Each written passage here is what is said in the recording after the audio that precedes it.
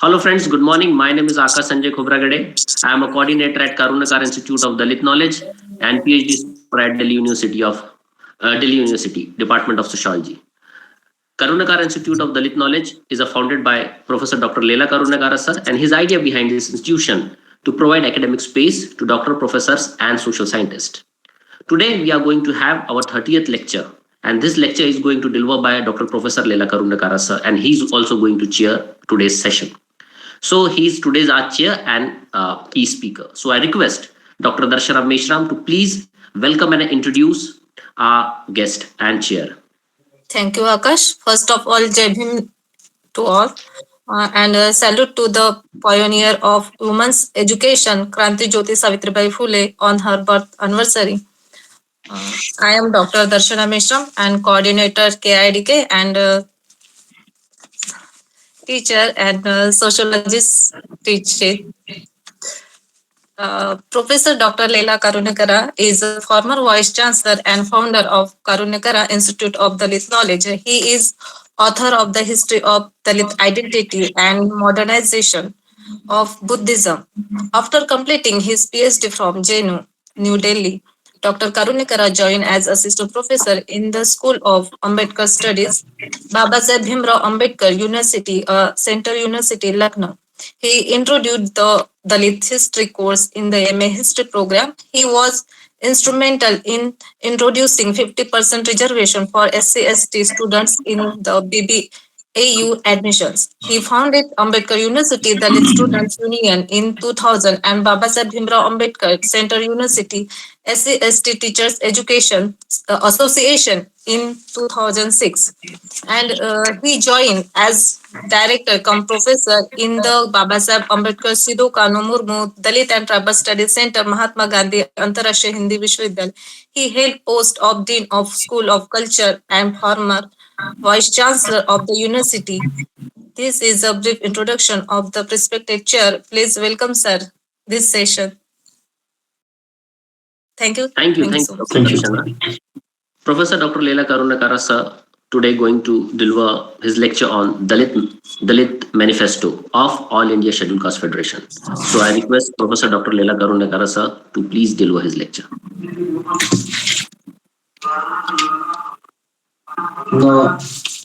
Wish you all Merry Christmas and Happy New Year 2026. And today is Savitribai Phule birthday. Remembering Savitribai Phule, who is a pioneer of women education particularly among the backward classes.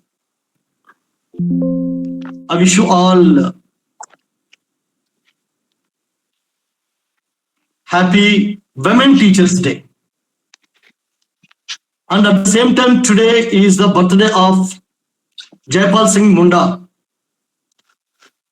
who is a pioneer of, is the father of Adivasi modernity. Jaipal Singh Munda is a father of Adivasi modernity. Today is January 3rd is his birthday. So I wish you all a happy Jaipal Singh Munda birthday, happy day of Adivasi modernity. With this few greetings, I would like to start today's lecture, that is Dalit Manifesto. Ambedkar founded a few political parties also. So Ambedkar was not only a great scholar, thinker and philosopher. Ambedkar was a politician also. When I say Ambedkar philosopher, I would like to tell you one thing. There is a distinction between the intellectual and philosopher. So Ambedkar was a philosopher and intellectual. Remember, not all intellectuals are philosophers.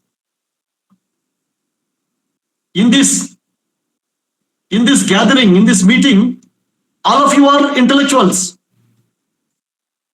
You people are not, laborers working, on your physical labor. All of you are using your minds to generate the knowledge, to propagate the knowledge. You are using your minds to connecting the things for the production of the knowledge and dissemination of the knowledge. So all of you are intellectuals, but all intellectuals are not philosophers. Baba Saheb Ambedkar is a philosopher as well as intellectual. Means all intellectuals are not philosophers, but all philosophers are intellectuals. So Baba Saheb Ambedkar was a philosopher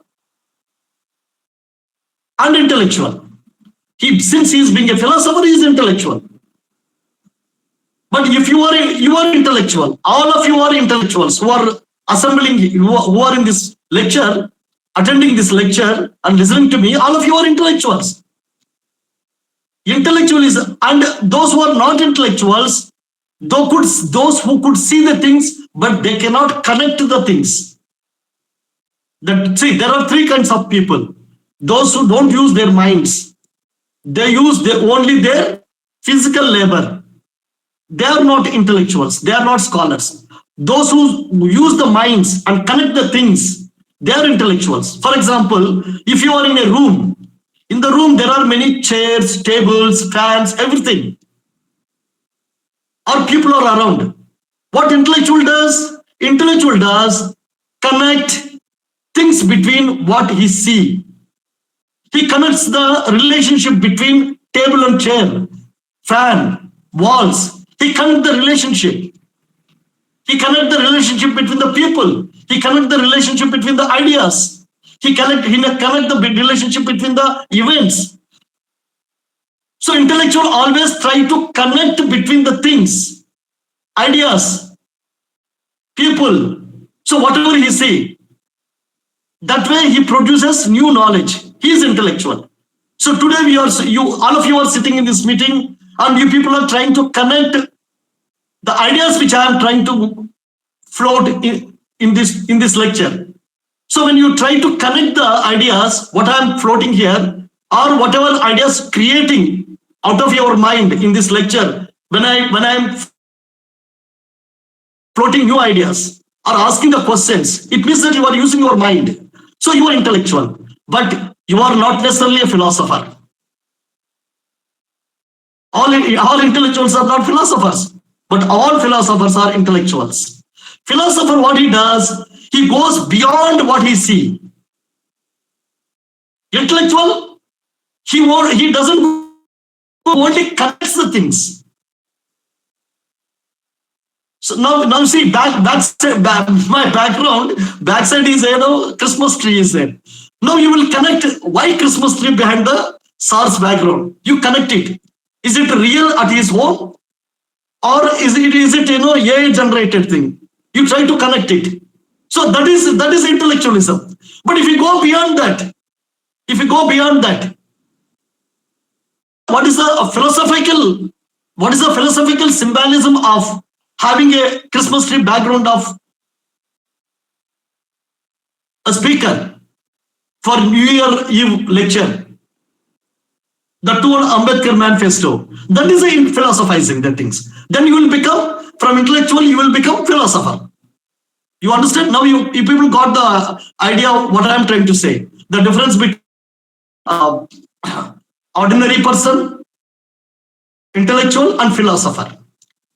So we are all intellectuals. We become philosophers only when we philosophize the knowledge, when we philosophize the relationships, when we philosophize the ideas. You understand? So Ambedkar is an intellectual scholar, an intellectual philosopher. He is a philosopher. Ambedkar is a philosopher. In other words, Ambedkar is philosopher and intellectual.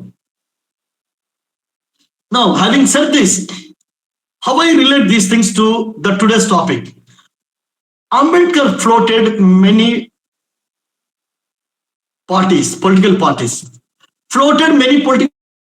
Actually floated, one person can't run many political parties at the same time. he floated the first party, that is Independent Labour Party. It's an Independent Labour Party in the year 1936. He floated a political party. In this Independent Labour Party, he contested in Bombay elections. There is a Bombay mills, cotton mills were there, Bombay cotton mills. In that mills, many Dalits also used to work. But Dalits were not giving the respectable work in the Bombay mills. Dalits were not given to touch the thread. If you want to weave the cloth, you have to touch the thread. When you touch the thread, you have to touch your tongue also. Touching the tongue, taking the liquid from the tongue, and tying the knotting, putting the knot of the, what is that, threads when you are weaving. So this kind of work they don't, Dalits were treated untouchable, and they when if they are given the work of this kind of a dignified work of making the cloth, touching the thread, so that becomes impure. So this kind of traditional conservative ideas were carried by many those days in the Bombay mills. Ambedkar took up this issue. Ambedkar said that all workers should be united to give dignity to Dalits also. But nobody has come forward. Nobody has come forward. So Independent Labour Party, the idea of Independent Labour Party was to unite all laborers or laborers. Laborers belong to different communities. Like communist says, all workers need to be united.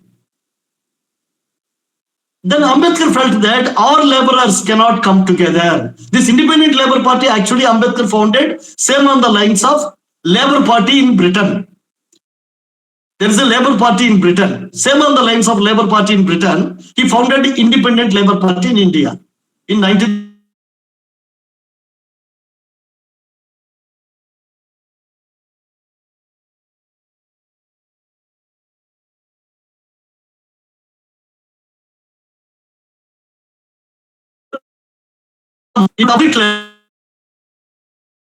Laborers.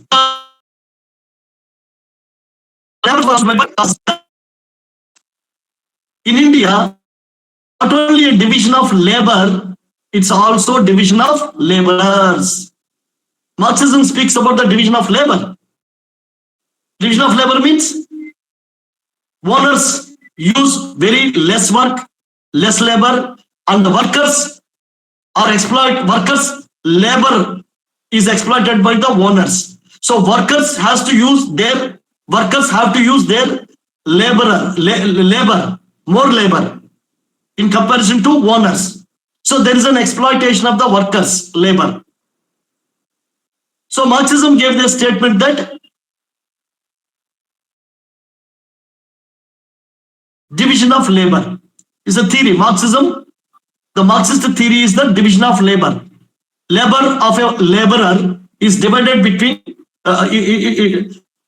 for a production of anything, commodity, there is a division of labor.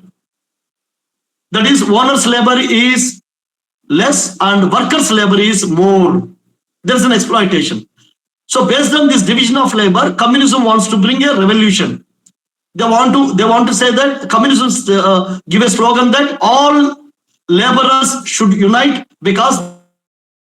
But Ambedkar said that in India, all laborers can't unite because there is not only division of labor, there is a division of laborers also. Because laborers are divided into many castes. Caste division cannot unite the laborers. So that he practically experienced when he made an experiment with the Independent Labour Party.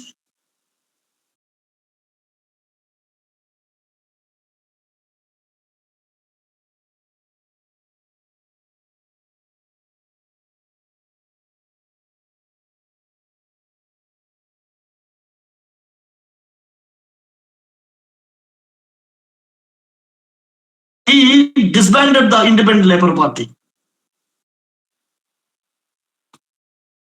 Then he thought that no, there should not be any a party that he felt that it is a waste to use energies, time and money, energy for changing the non-Dalits. Then he started Akhil Bharatiya Dalit Federation. Akhil Bharatiya Dalit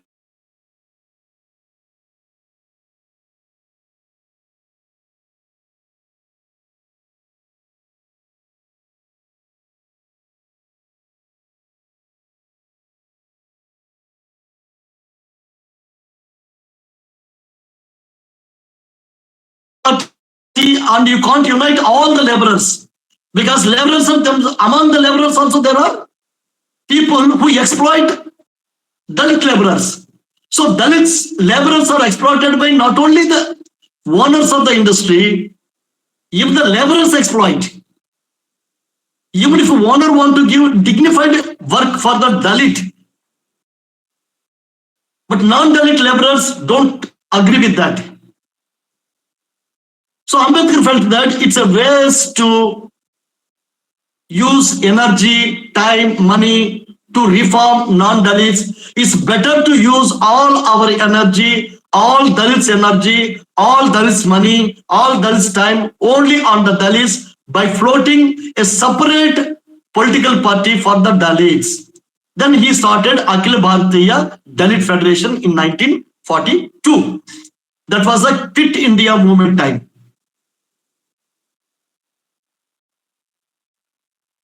That was a Quit India movement time, 1942. And you look at the history of the Akhil Bharatiya Dalit Federation, which is in English called All India Scheduled Caste Federation. So popularly, all of us acquainted with the name All India Scheduled Caste Federation. But its original name is Akhil Bharatiya Dalit Federation. And it contested initially it was highly successful in Maharashtra. And Ambedkar did all his politics by having suit, boot, tie. Ambedkar wearing suit, boot, tie, speaking in English language. It's not just to show off. It's a cultural statement. It's a cultural statement given by Ambedkar to his own contemporary generations, people and future generations. Because Ambedkar knows very well that man can't live by bread alone. Man can't live by bread alone. If money is everything, then poor people can't survive. Poor people also are surviving in the society because it's a culture that makes a man to survive.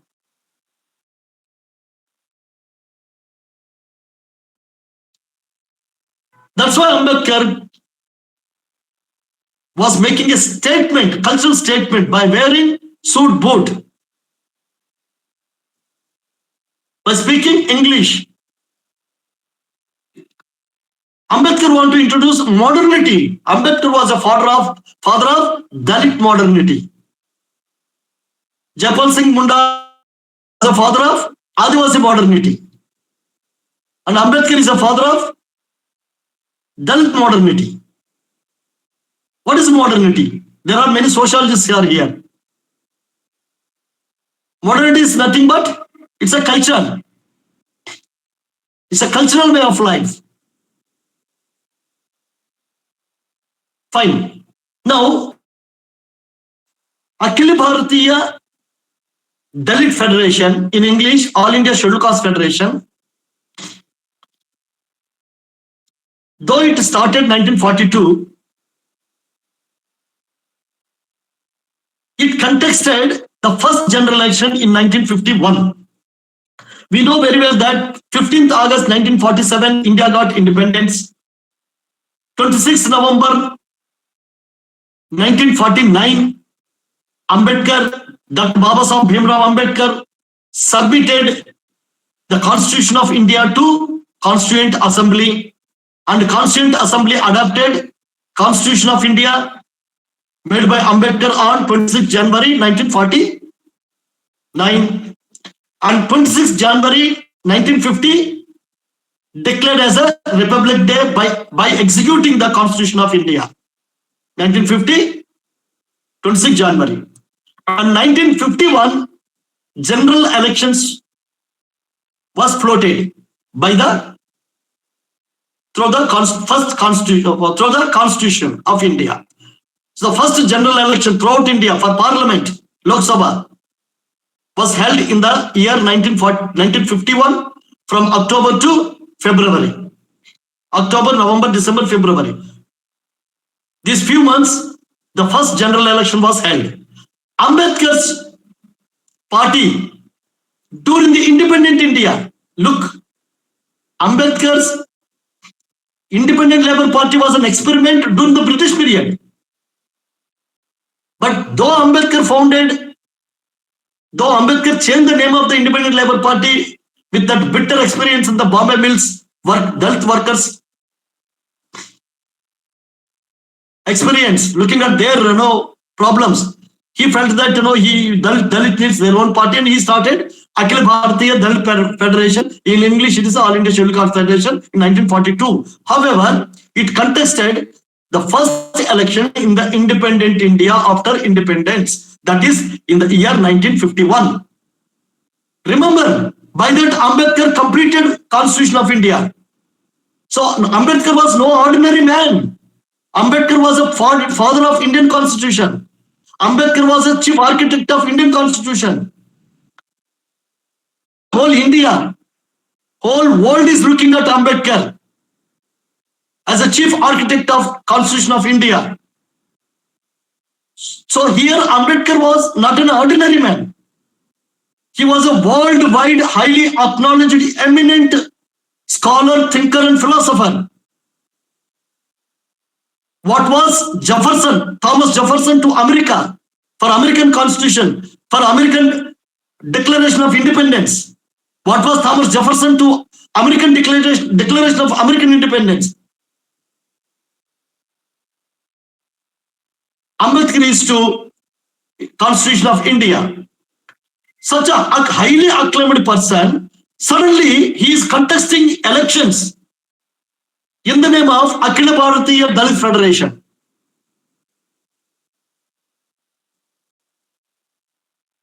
Today, many people get very scared to side with the Dalit community.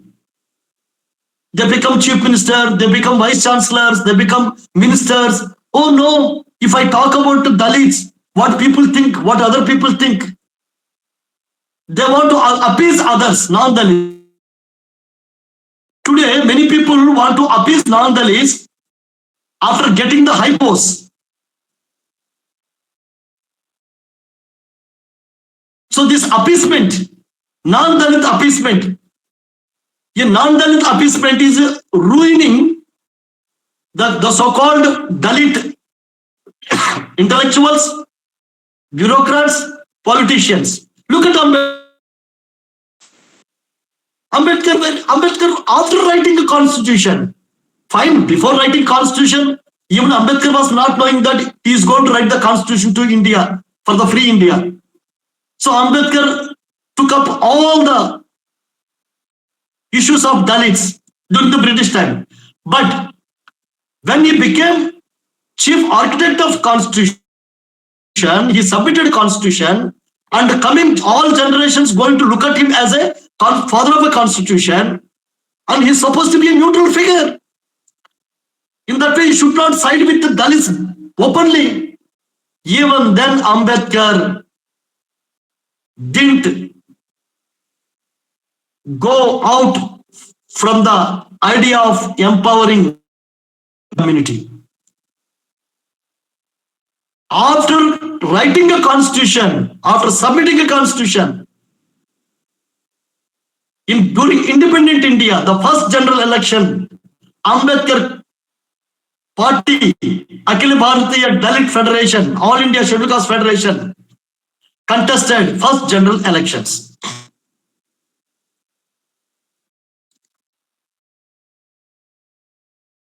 On 30th September, 1956, Ambedkar was having a bangla at Alipur Road, Bangla number 26, Alipur Road, Delhi. So in that bangla, Ambedkar called a Akhil Bharatiya Dalit Federation, that is All India Scheduled Caste Federation, Executive Committee meeting on 30th September 1956. In that meeting, two resolutions were passed under the chairmanship of Dr. Babasaheb Bhimrao Ambedkar. What are those two resolutions? The first resolution was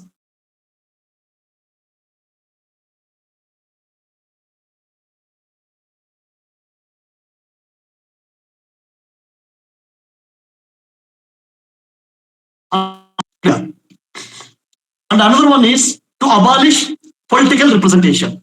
Polo Pact gave political representation, political reservation. So Ambedkar party, that All India Scheduled Caste Federation, passed a resolution to abolish the political reservation. When it happened? In 1956. It means after the first general elections. Before 2 months before the death of Ambedkar died in the month of December. 6th December, Ambedkar died. 30th September, about 2 months before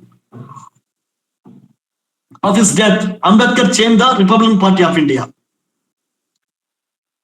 Republican Party of India floated on the lines of one of the American parties, Republican Party. There is a Republican Party in America, Republican Party and Democratic Party. So Ambedkar's first political party, Independent Labour Party, that was designed on the lines of British Labour Party. Ambedkar's last experiment of political party is designed on the American political party, Republican Party of India. And both Britain and America, capitalist countries and democratic countries.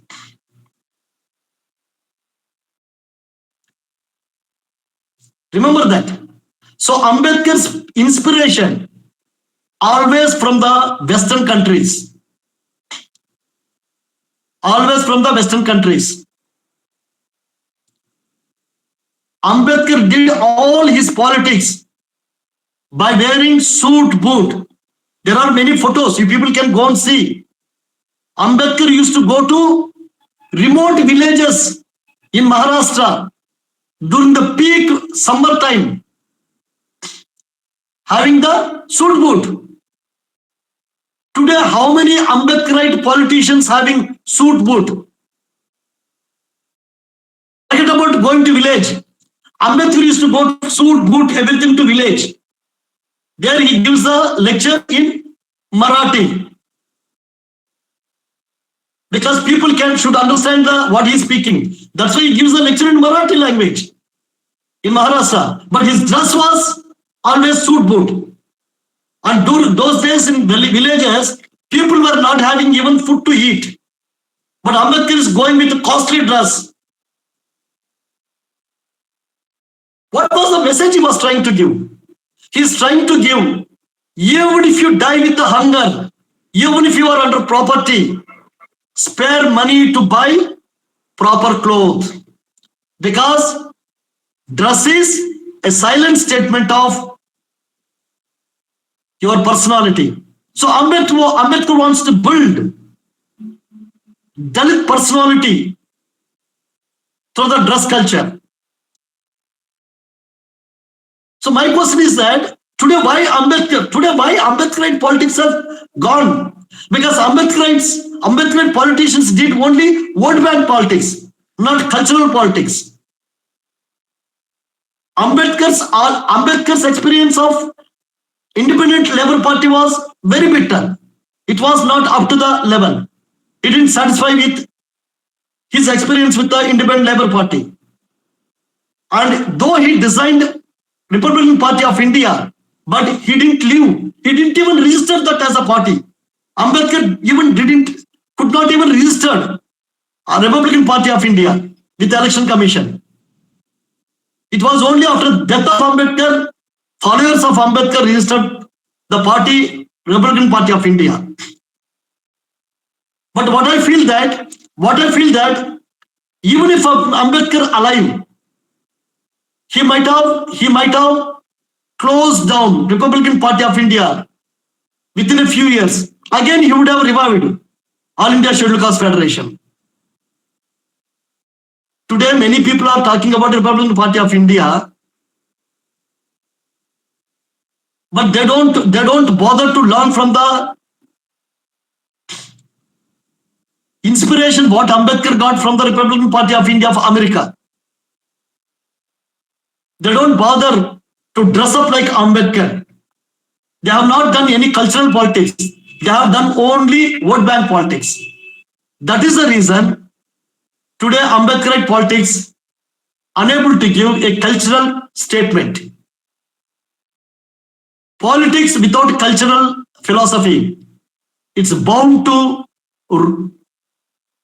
be defeated. That is the reason Dalit politics are being defeated by both. Dalit politics is being defeated by many non-Dalit political parties. There is no cultural unity. Culture makes emotional unity.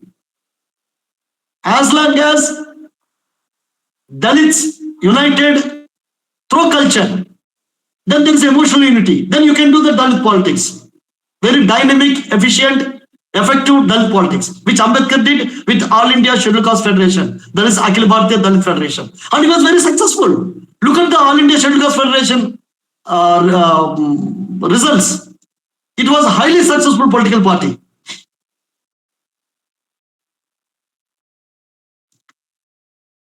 And remember, without becoming big politician,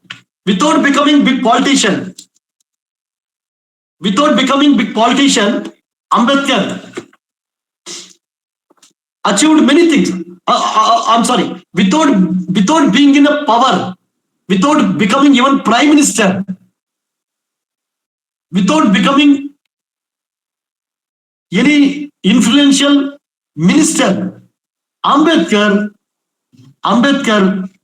achieved many things.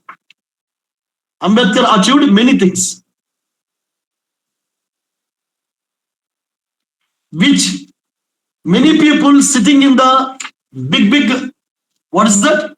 Very big positions, they are unable to achieve. There are many ministers.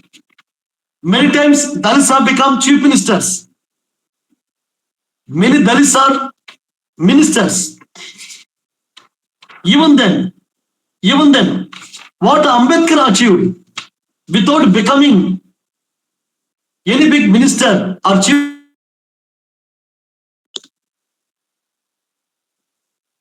Today, present generation Ambedkarites, even after becoming chief ministers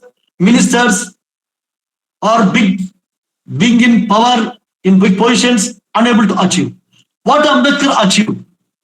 Now, by not becoming anything. Let's have a look. He gave right to vote.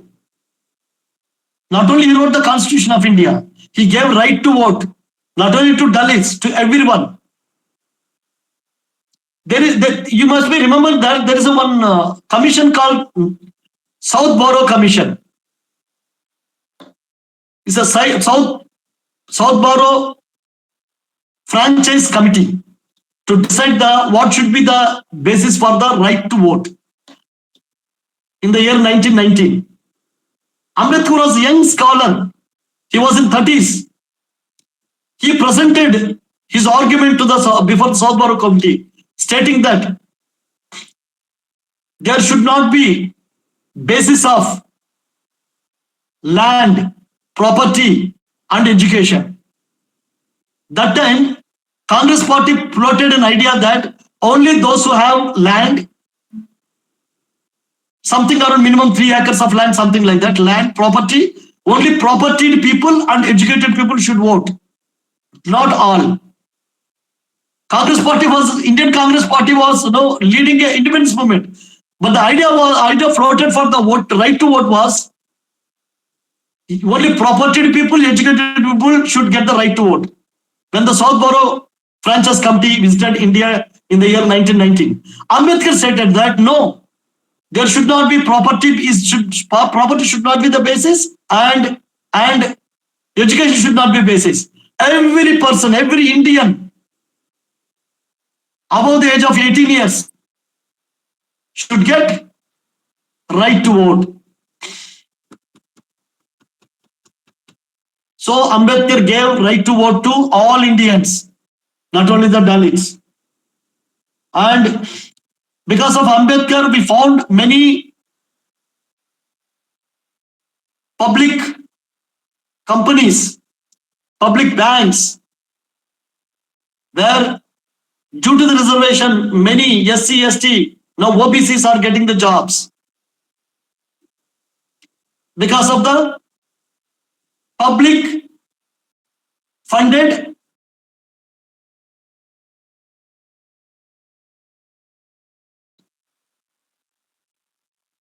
it's a very wrongly used the word public for the schools. Delhi public school. How it's a public school? It's a private school. Public means government.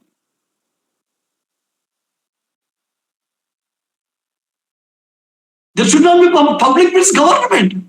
Delhi private school. Delhi public school. What is public school? Public school, Life Insurance Corporation is a public.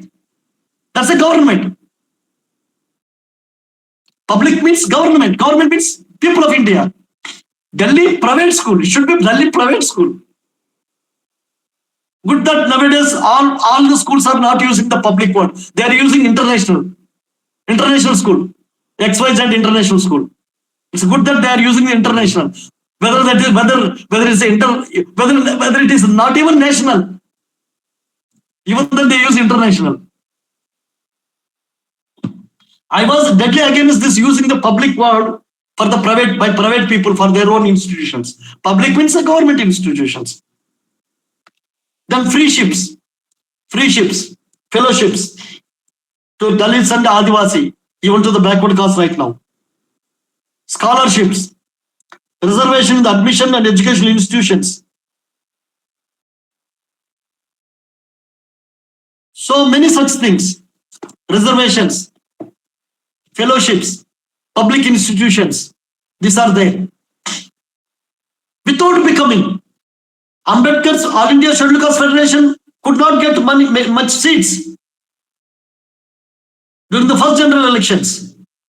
But without becoming anything, why the government of India listened to Ambedkar? Though Ambedkar party was not as stronger as Communist Party of India and Congress Party. During the first general elections, Congress Party got a majority. It formed the government, and All India Scheduled Caste Federation was not even opposition party. Then why the Congress Party listened to the Ambedkar and empowered the Dalits and Adivasi people? Why was it so? Because Ambedkar was standing with the community and community was standing with the Ambedkar.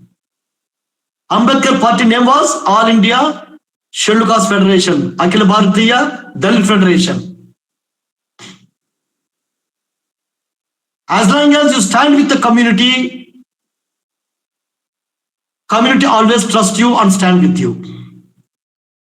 Without standing with the community, without taking the name of the community, without even identifying with the community, even if you become Prime Minister, Chief Minister, or anything, community will never forgive you and community will never stand with you. Under that circumstances, even others also don't support you. They will use you and throw you out.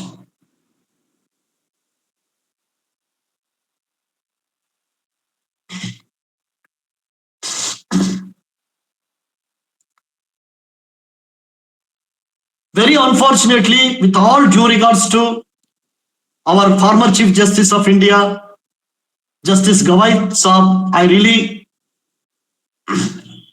respect him and regard him. However, I beg to differ from his point of view of creamy layer in scheduled caste, scheduled tribe reservations. It's very unfortunate. He failed to understand that income criteria in the scheduled caste and scheduled tribe reservations will be ruining the creation of middle class among the scheduled caste and scheduled tribes. Democracy is, after all, a rule of the middle class. As long as there is a middle class in the scheduled caste and scheduled tribes, democracy will be useful for the scheduled caste and scheduled tribes. If there is no middle class in the scheduled caste and scheduled tribes, and democracy will be no more useful to the scheduled caste and scheduled tribes. Whichever community has middle class, that community will be stronger in the democratic setup of politics. Reservations create middle class.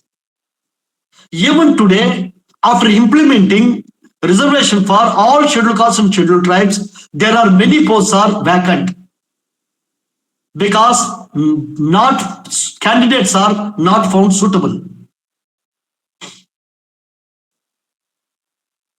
When there are many posts are vacant, if you introduce the creamy layer, it means there are going to be more and more posts are not vacant. More and more posts are going to be vacant. When the more and more posts are going to be vacant, there will be no middle class within the scheduled caste and scheduled tribes. Under that circumstances, even democracy also can't help them. Because democracy is, after all, the rule of middle class, and without scheduled caste, scheduled tribe, middle class, even democracy is not going to empower them.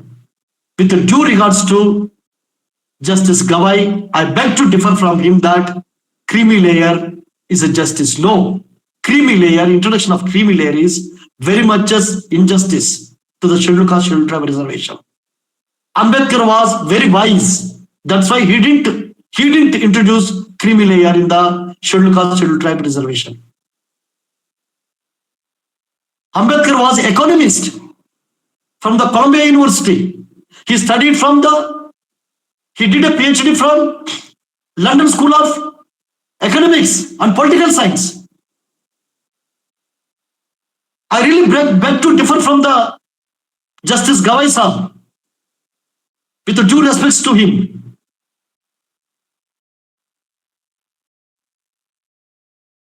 Ambedkar was very wise for not introducing creamy layer in the scheduled caste, scheduled tribe reservation. It's a very, very wrong policy. It's going to ruin the middle class. It is going to ruin the creation of the middle class among the scheduled caste and scheduled tribes. It's going to weaken. In turn, it's going to weaken Dalit social empowerment. He stated many times, why I'm quoting Justice Gawai, why I'm quoting, because he said many times on many occasions that my community is not with me. My Dalit community is against me. My Dalit community is my Dalit community is criticizing me for introducing the creamy layer. He stated many times, why should Dalit communities with you? When you are not standing with the Dalit community, you have introduced the creamy layer. That is not at all Ambedkar agenda. And that is not at all Dalit agenda for that matter. No Dalit went to the court to introduce the creamy layer. Some Dalit communities went to the Supreme Court to introduce reservations on the basis of the castes, different castes. But they never asked the introduction of the creamy layer. So neither Dalit community asked you to introduce the creamy layer. Now Ambedkar agenda was the introduction of the creamy layer. In fact, this is a creamy layer in the agenda of many non-Dalits. When I was studying the JNU, many non-Dalits, they used to ask, why not a poor Dalit should get a reservation? I said that reservation is not a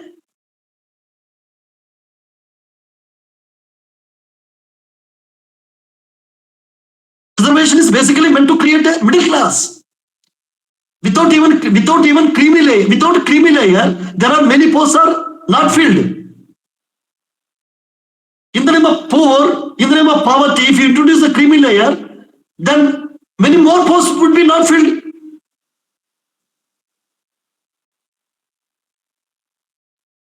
Already not more than 3 or 4% only scheduled caste reservation is filled in higher jobs. Very rough figure. I'm not sure about that exact.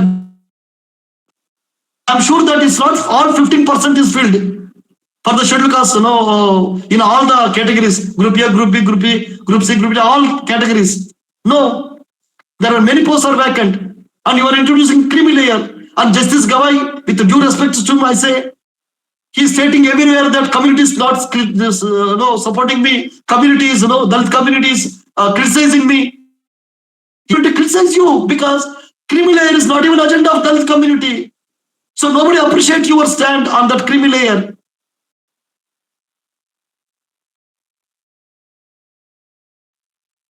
Why I'm giving example of Justice Gawai? Because Ambedkar stood with the community even after independence. The father of Constitution of India.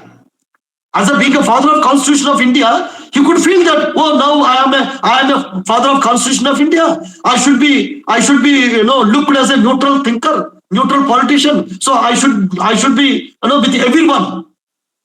Ambedkar never thought that.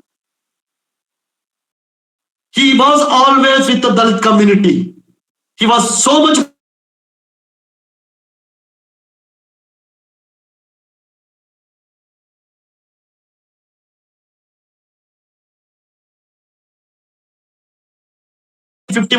on his own party, that is All India Scheduled Caste Federation. In other words, Akhil Bharatiya Dalit Federation.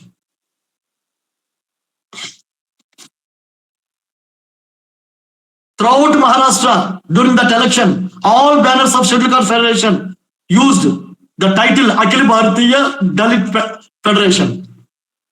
With a suit boot, he went to villages and campaigned.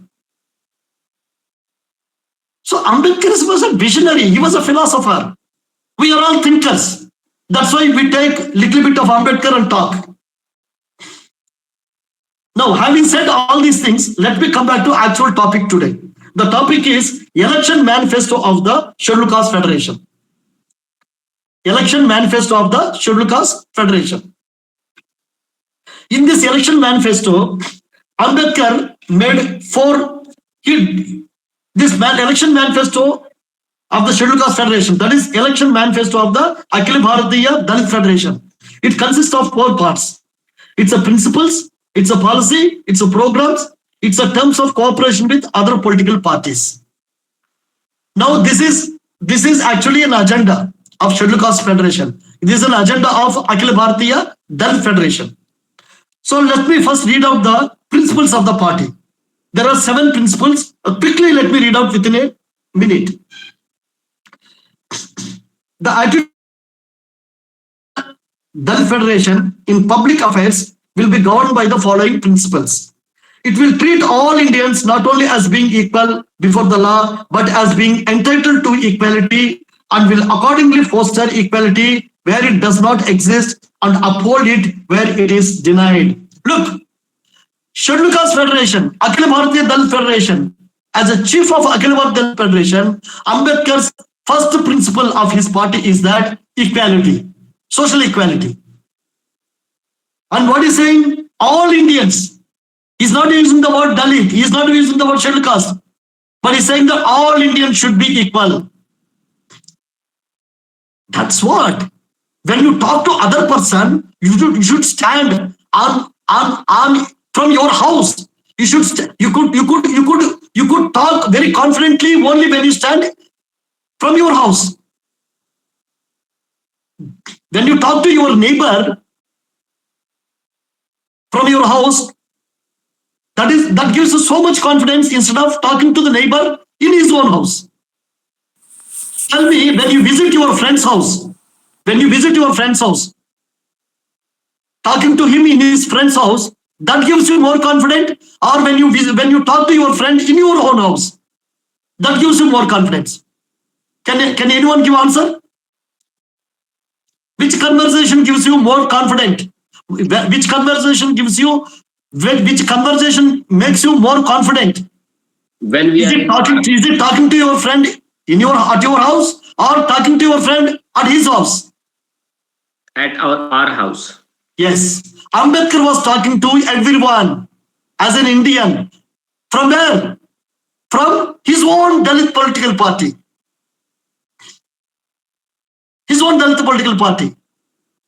Akhil Bharatiya Dalit Federation.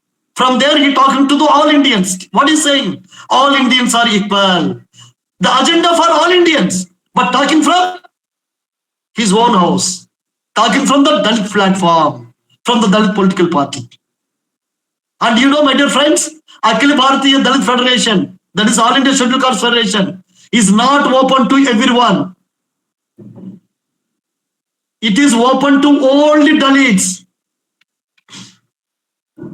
Try to understand this. Independent Labour Party was open to everyone. But All India Scheduled Caste Federation, Akhil Bharatiya Dalit Federation is open to only Dalits. So after independence, in the first general elections, being a father of Indian Constitution, Ambedkar didn't shy to take the name of Dalit, to side with the scheduled caste. He stood with the scheduled caste, he stood with the Dalits, he stood with the Dalit agenda, but put it into as Indian agenda. Means for Ambedkar, Dalit issue is Indian issue. Dalit problem is Indian problem, and Indian problem is Dalit problem. So India development means Dalit development. Dalit development means India development. All Indians are equal means Dalits also equal. Dalits are equal means all Indians are equal. That's why his first principle of his party is All India Akhil Bharatiya Dalit Federation treats all Indians equal. That's the first principle. Now comes to the second principle. All India Akhil Bharatiya Dalit Federation will regard every Indian as an end in himself with a right to his own development in his own way, and the state as only a means to that end. See, freedom. The second principle is a freedom. The first principle is an equality. The first principle is talking about the equality. The second principle is talking about the freedom. What he says, every Indian as an end in himself. State is only means. Means in the individual freedom. State should not impose absolute restrictions, only reasonable restrictions. State should impose only reasonable restrictions. When Ambedkar states that every Indian an end in himself, what is talking? Akhil Bharatiya Dalit Federation believes in individual freedom, liberty. So second principle is about liberty. First principle is about equality. Second principle is about liberty, freedom. The third principle is it will sustain the right of every Indian to freedom, religious, economic, political, subject to such limitations as may rise out of the need for the protection of the interests of other Indians or the state. Here Ambedkar talking about the freedom. In the second principle, he talked about the individual freedom. In the third principle, he is talking about the community freedom. What community? Every Indian has a right to freedom for religious. Means you can choose any religion you want. That's why in the Constitution of India, religious conversion is allowed. Nowadays, many people think that religious conversion is not allowed. No, the Constitution of India, religious conversion, religious freedom, choosing any religion is allowed. But there should not be forceful conversion. There should not be forceful conversion. But religious conversion allowed. Dalits are becoming Buddhists. Dalits who follow Hinduism, they are becoming Buddhists. Why? Because Constitution of India allows any Indian to embrace any religion. So religious conversion is allowed under the religious conversion is permitted under the Constitution of India. Only thing, there should not be any forceful religious conversion. So Ambedkar's party, Dalit Federation, believes in right to every Indian to freedom of religion, to freedom of academic freedom. You can adopt any profession. Some people say that just because of you born in particular community, you should do only that traditional occupation. Some people are propagating that just because of Mochi is born in Mochi community, he should stitch only shoes and he should stitch only chappal and he should live as a Mochi only, making the shoes and chappal. Some people propagate like that because this is your traditional occupation. Some people say, but Ambedkar opposes this. Ambedkar opposes traditional occupations. Ambedkar says that Akhil Bharatiya Dalit Federation believes in freedom of believes in economic freedom. It means anybody can opt any profession. A Mochi child should not be a Mochi, should not stitch, should not involve in a profession of stitching the shoes or chappals. He should become engineer, doctor, collector, politician. Ambedkar says that there should be a freedom of, there should be a economic freedom to start a business. Even today, if you start a tea shop or restaurant in the village, people don't come to the Dalit restaurant. People don't come to drink Dalit tea. But Ambedkar wanted Dalits to empower themselves by adopting any kind of business. That's why Ambedkar said that leave villages, come to the cities, at least in some cities, some extent. Caste identity is not used to visit your tea shop, to visit your restaurant. So food business Dalits should do, if not in village, at least in urban setup. Migrate to the cities. This is Ambedkar statement. This is Ambedkar belief. This is the Ambedkar path of liberation. I don't know how many of Dalits. Look at the Karunyakara incident, what happened? Just for 2 or 3 acres land. What happened to that family? Had that family listened to Ambedkar, sold their property and migrated to Mumbai or any, of course, migration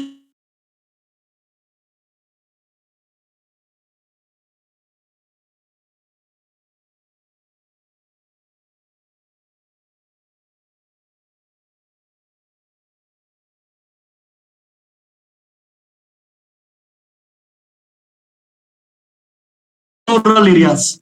The Karunyakara incident might have not happened had that family migrated to urban India. So Ambedkar says that Akhil Bharatiya Dalit Federation believes in religious freedom, that's a religious conversion. Any religion you can choose, and economic freedom, that's changing the occupation. You don't need to do same occupation what your forefathers were forced to do. Our forefathers were forced to do stitching the chappals, digging with the barefoot, digging the mud in the paddy fields. So many kind of, and what is that? Washing the cleaning the gutters.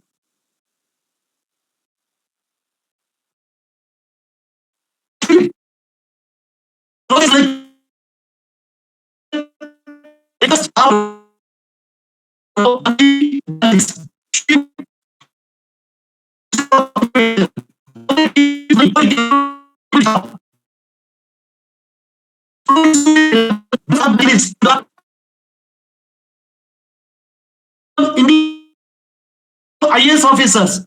Ambedkar want to see all Bangi Dalits to become English educated IAS officer, software engineers, lawyers, doctors.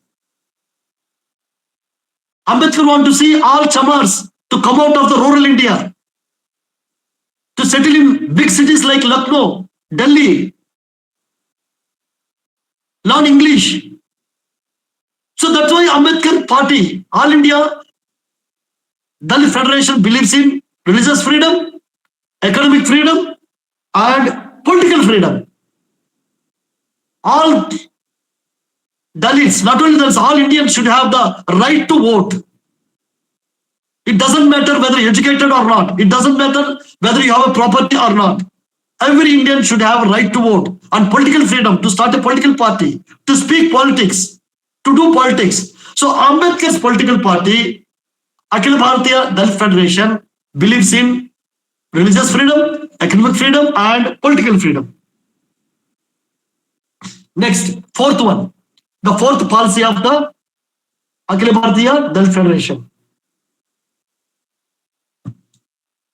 The first one talked about equality, second one individual liberty, third one community liberty, the fourth one it will uphold, Akhil Bharatiya Dalit Federation will uphold the right of every Indian to equality of opportunity, subject to the provision that those who have had none in the past shall have the priority over those who had. You know what does it mean? What does it mean? I'll repeat again. All in Akhil Bharatiya Dalit Federation upholds the right of every Indian to equality of opportunity. Equality of opportunity means all Indians have equality of opportunity. Means whether the rich person or poor person, whether the so-called Brahmin boy or Dalit boy or Shudra boy should have equal opportunity. But there is a condition. But subject to the provision that those who have had none in the past, many people were deprived, Dalits were deprived, Adivasi people were deprived, backward caste people, Shudra people were deprived for getting the good positions. So Ambedkar said that, see, Akhil Bharatiya Dalit Federation was emphasizing on the reservation in other way, without using the word reservation. What is saying? It will uphold. See, Ambedkar was already written Constitution of India when he was writing this manifesto. Remember, with all his responsibility, because whole world look at him and judging him, each and every word talking in the manifesto. Whatever he was talking, whatever is writing in the Dalit Manifesto will be judged, examined by not only India, by all countries. Because Ambedkar was, at that time, not an ordinary person, he was an author of Constitution of India. So when he was writing Dalit Manifesto, how much greater responsibility on his shoulders. He should protect the interests of the Dalits and other deprived sections. At the same time, he should protect the interests of India. That's why his fourth point says that right of every Indian to get the equal opportunity. Brahmin, Dalit guy, Shudra guy, Adivasi guy,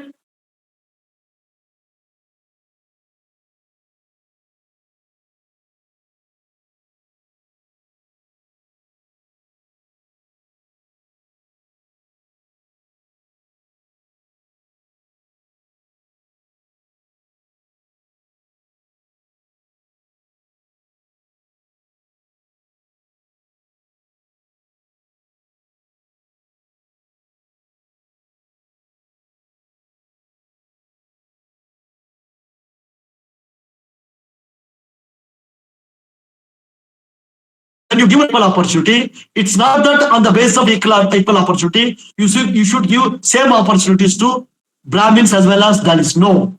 Dalits should be given more opportunities than the Brahmins because Dalits were not given opportunities earlier for so many years. Same way Adivasis, same way Shudras. So reservation is not enough. What do you mean to say that? Not all reservation gives you opportunity only according to your percentage. More than that, you should give. What is that? You should be given.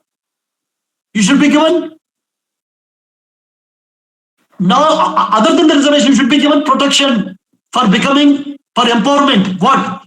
Free scholarships, free train journey passes to attend the interviews, fees waived for the applications.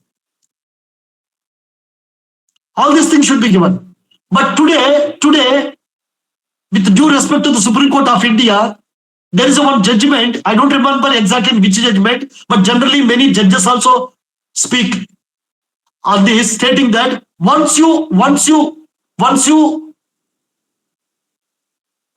use relaxation in the age, relaxation in the fee, you will be not counted under reservation. What is this? What is this?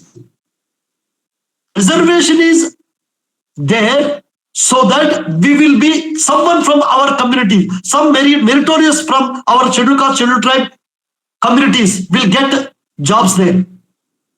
But these are all this relaxation in the age, relaxation in the what is the fees and hostel facility to study. All these things is supportive measures because we were not having the same academic background. We were not having the same social background. We don't have social capital. We don't have academic capital. And we were deprived for centuries. What about that? What about that? You need to give compensation.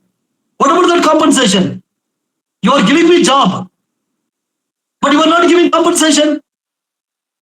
So, for example, if anything, anywhere atrocities happened, generally what the government declares, we will give 5 lakhs compensation for death. And we will give job to someone. Does it say or not? What is this job? And what is this 5 lakhs? 5 lakhs is a compensation. Dalit community didn't get any compensation for atrocities committed on Dalits in the past. Dalit community is getting only the reservations. That gives an opportunity to get the job. But what about the compensation? In fact, we should have given crores of rupees. Every Dalit family should have been given crores of rupees so that we can become economically equal to others. But you have given some relaxation in the age. You have given some few rupees relaxation. If any Dalit is using the few rupees relaxation in the fee or fee waiving the fee, taking the relaxation of the not paying the fee, and taking the relaxation of the age, and you say that he is no more considered as a scheduled caste, no more considered as a for the general, no more considered to compete in the open category. I fail to understand. Open category, it's a merit is important. If I take the relaxation, how many merit is gone? So what about the historical injustice done to the Dalits?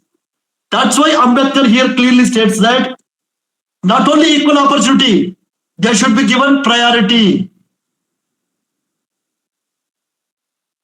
So fifth policy.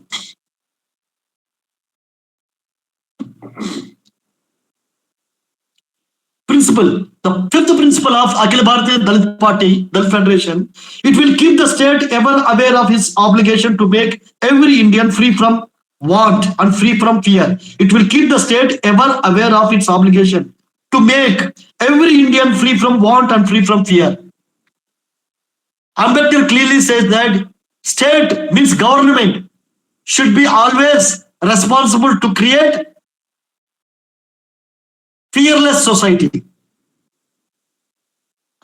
Government should always protect the interests of the every citizen of India. Government always should protect the freedom of every citizen of India. This is what Ambedkar says in his fifth principle of his political party, Akhil Bharatiya Dalit Federation. Sixth one, it will insist on the maintenance of liberty, equality, and fraternity, and will strive for redemption from oppression and exploitation of man by man, of class by class, and of nation by nation. Any kind of exploitation, Ambedkar opposes through his political party, Akhil Bharatiya Dalit Federation. Any kind of exploitation. It's a man by man, race by race. It means he opposes exploitation of any race. Exploitation of caste by another caste. Exploitation of race by another race. Exploitation of man by another man. Community by another community. Exploitation of religion. One religion by another religion. Or even nation by nation.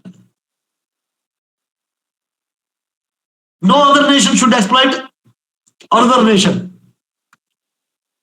So right to live, he is talking. What is talking in the sixth one? He is talking about the right to live. Liberty, equality, and fraternity. Right to live is talking. On the sixth principle. The seventh principle. It will stand for the parliamentary system of government as being the best form of government, both in the interest of public and in the interest of the individual. Say Ambedkar talking about many people talk about why can't we have a president form of government? Some people says that India should have a presidential form of government, like America. In America, people directly elect their president. Of course, it's not really direct through the representatives. However, there is a presidential election, president being elected. President also get the popular vote, direct election. Ambedkar was very much impressed by American political system. That's why his party, Akhil Bharatiya Dalit Federation, was changed into American political party, Republican Party of India. But Ambedkar was also very much inspired by the British politics. That's why his first party name was Independent Labour Party. So this Akhil Bharatiya Dalit Federation, All India Scheduled Caste Federation, is between the Britain-inspired Independent Labour Party and between the American-inspired Republican Party. It's in between this experience. This is totally Dalit-oriented party, but Dalit interests are India interests, and India interests are Dalit interests. That is what Ambedkar talked about in his principles of his party. If India grows, Dalit grow. If Dalit grows, India grow. If Dalit is poor, if Dalit is poverty-stricken, poor, then India is a poor. If Dalit is powerless, India is powerless. If India is powerful, Dalit is powerful. What Ambedkar trying to throw his party manifesto is that Dalit empowerment is India's empowerment, and India's empowerment is Dalit empowerment. If Indian system empowers Dalit, it means India get empowerment. So Dalit interests and India's interests both are complementary to each other. They are not opposite.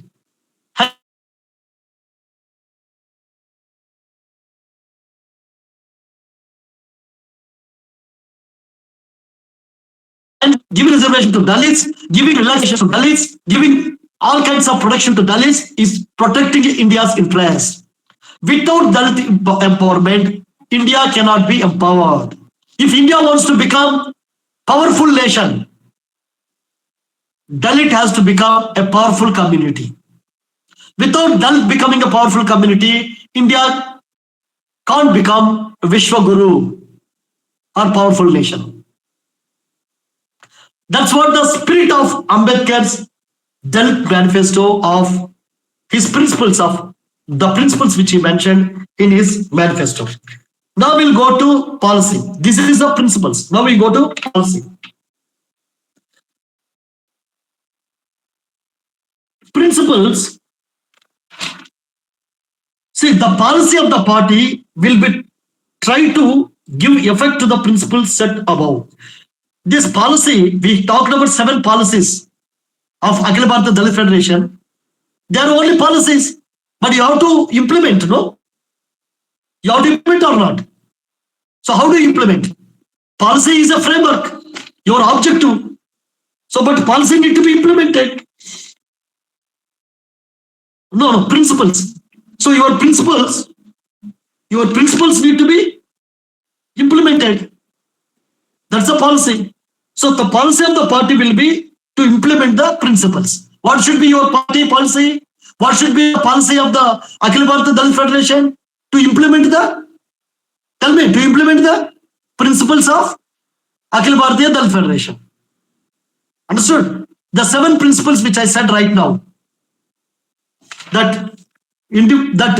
What is that? First one, in nutshell. It is a very big paragraph, but in one nutshell I said. What is the first one? Law. Equality. All Indians are equal. It means Dalits is also equal to all Indians. The second one, individual freedom. It means Dalits also should get individual freedom. He's not talking about Dalit. He's not using he never uses single word Dalit or scheduled caste in his policy document, in his principles document. 7 principles of Akhil Bharatiya Dalit Federation or All India Scheduled Caste Federation doesn't consist of single word Dalit or scheduled caste anywhere. All his principles, 7 principles. He always talking about India, Indians, but that is that Dalit spirit is inherent in Indian spirit. Dalit empowerment is inherent in Indian empowerment. That's why all this to implement principles is a policy of the political party. Akhil Bharatiya Dalit Federation. The policy of the party will be to try to give effect to the principles set above. The policy of the Akhil Bharatiya Dalit Federation is not tied to any particular dogma or ideology, such as communism or socialism, Gandhiism or any other ism. Some people think that Ambedkar is a communist. Ambedkar is a socialist.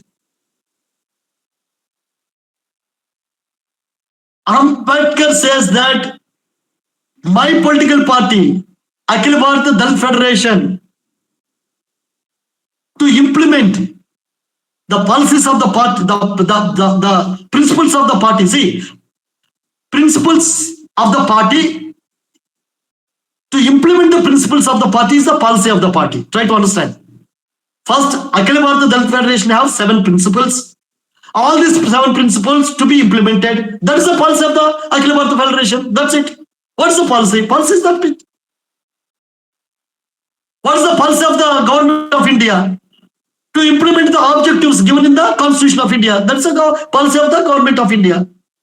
Policy of the government of India is to implement the principles of the Constitution of India. Same way, the policy of the Akhil Bharatiya Dalit Federation is to implement what is the policy of the Akhil Bharatiya Dalit Federation? To execute, to implement the principles of the Akhil Bharatiya Dalit Federation, the 7 principles which I talked. But while executing these principles, there is no ism should be adopted. Free thought. Whatever ism is suitable, you adopt it. When it is not suitable, you change it. So what Ambedkar said, the ideology or dogma, he used the 2 words. The policy of the Akhil Bharatiya Dalit Federation is not tied to any particular dogma or ideology. Dogma means believe in particular ideology as the truth. Believing particular ideology as the truth means that is the ultimate truth. Whatever he believes, whatever you believe, that's ultimate truth. That's a dogma. So no dogma, no ideology. Some people say that I'm Kattar Ambedkar. Ambedkar himself said, There is no ideology, there is no dogma, and there is no hero worship. Some people say that I'm Kattar Ambedkar. I always say that I am a half Ambedkarite. I'm trying to be Ambedkarite. I'm trying to be Ambedkarite. You judge me, you decide whether really I am a Ambedkarite or not. But I am not going to claim that I am Ambedkarite. I always says that I am trying to be Ambedkarite. But Ambedkar said that it doesn't mean that I have to follow blindly anyone. Ambedkar himself says that no dogma, no ideology. And he says that what are the ideologies he's quoting? He's quoting that no communism, no socialism, no Gandhism, no ism. Some people try to identify Ambedkar with socialism, but Ambedkar says that no socialism, no Gandhism, no communism. Very interestingly, Ambedkar didn't say that no capitalism. Very interestingly, Ambedkar said in one workers union there in one lecture, he said, public lecture, in a casually he said that capitalism and Brahminism are two enemies of workers. He said like that time. He used that word there in a context because workers, it's a capitalist word, that industry they are working. So to oppose the owners, he used that word capitalism. And he used the Brahminism because workers were not giving the dignified jobs because of the caste. So that's why he used capitalism and Brahminism were two enemies of the workers, he said in one public lecture. But he never theorized. As far as Brahminism, he theorized. Why Brahminism is opposed to the people? He theorized. Why it is opposed to the society? He theorized. But he never theorized that how capitalism is opposed to the society. No. But whereas he theorized how communism or Gandhiism opposed to the interests of the Dalits, he theorized. So here in his manifesto very clearly states that no communism, no socialism, no Gandhiism or no ism. Dalit party, the Akhil Bharata Dalit party, Akhil Bharata Dalit Federation has no ideology, no dogma. It adopts anything feasible for implementing the policies, the principles of the party. What is the policy of Akhil Bharata Dalit Federation? Mr. Akash, tell me. What is the policy of the Akhil Bharata Dalit Federation? Sir, to implement the principles of the All India Dalit Federation. So what should be the methodology? Communism is the methodology? No, sir. Capitalism is the methodology. He didn't say capitalism, but we will follow like that. No communism, no Gandhism, no socialism, or no any other ism, or no dogma. So freedom to think, liberal. What does it mean? Liberal. That's why those who are liberal Dalits, they have a different approach to Dalit issues. Like me, I'm happy to submit myself that I'm a liberal Ambedkarite. Now, a few minutes before I claimed that I'm a half Ambedkarite. A few minutes before I claimed that what is trying to be Ambedkarite. Now I claim that I am a liberal Ambedkarite. Why I say that liberal Ambedkarite? I am not a dogmatist. I am a pragmatist. I understand Ambedkar's essence. Not that Ambedkar said that, said this, did that. Those things are supporting tools. But what is the essence? The essence is a cultural philosophy. That's an essence. I believe strongly that man can't live by bread alone. Otherwise, it means man cannot live only by reservations, only by getting government jobs, only becoming crorepati, millionaire, only traveling by the Mercedes Benz. No. Man also live by culture. You should have your culture. What should wear? What should be your dress? What should be your food? What should be your belief system? What should be your language? I believe that Ambedkar culture is universal culture. That is the reason why Ambedkar put up his cultural dress. This is a cultural statement. Tie, shoe, speak English. You know, when Ambedkar went to, it is said that Ambedkar was having 200 suits. 200 suit. I don't even have a 20 suit. I don't have 20 suits, not even 20 suits. I think I must be having maybe some 6 or 7 suits. That's it. I don't even think that also I have that many suits. Ambedkar was having 200 suits. When Ambedkar went to first roundtable conference, see, those days people travel by the ship.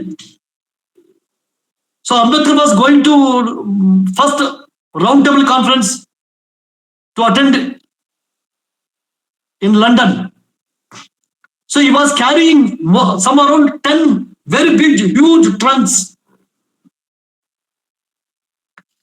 And it was said that every day he used to wear the suit, even to travel also, because there are many people. So one day what happened? He wanted to open the new trunk, to open the box, to get the new suit. He lost the key and he has to broken the key to take the new suit.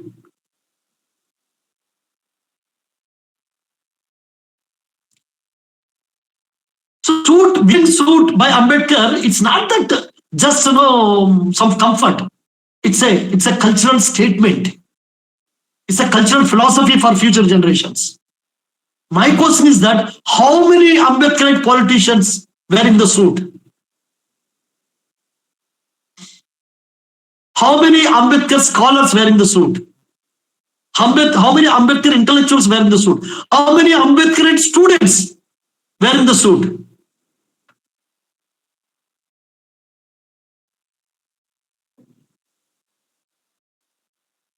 You die with the hunger.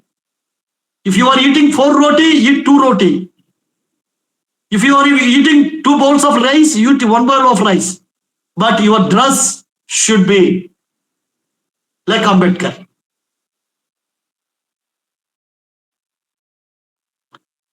And I request all Ambedkarites to learn English. When 2 Ambedkarites speak with each other, it should be in English only. That's the Ambedkar language. So policy of the Akhil Bharatiya Dalit Federation is to implement, to execute principles of the Akhil Bharatiya Dalit Federation. To implement these principles of the Dalit Federation, the policy of the Akhil Bharatiya Dalit Federation is not to adopt any ism, not to have any dogma, such as communism, Gandhiism, socialism. The party will be ready to adopt any plan of social and economic betterment of the people, irrespective of its origin. Remember, Ambedkar saying that some people say, oh, Western origin. This is a Western culture, Western policy. Democracy is a Western. New Year is a Western.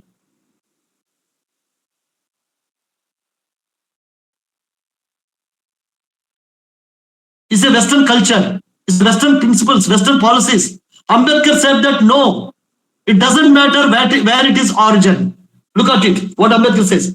Akhil Bharatiya Dalit Party, that is All India Scheduled Caste Federation. Akhil Bharatiya Dalit Federation will be ready to adopt any plan of social and economic betterment of the people, irrespective of its origin. Whether it's originated in America, I'm actually talking about capitalism, I think. Why? Because one line he says that the policy of the party is not tied to any particular dogma or ideology such as communism or socialism, Gandhiism or any otherism.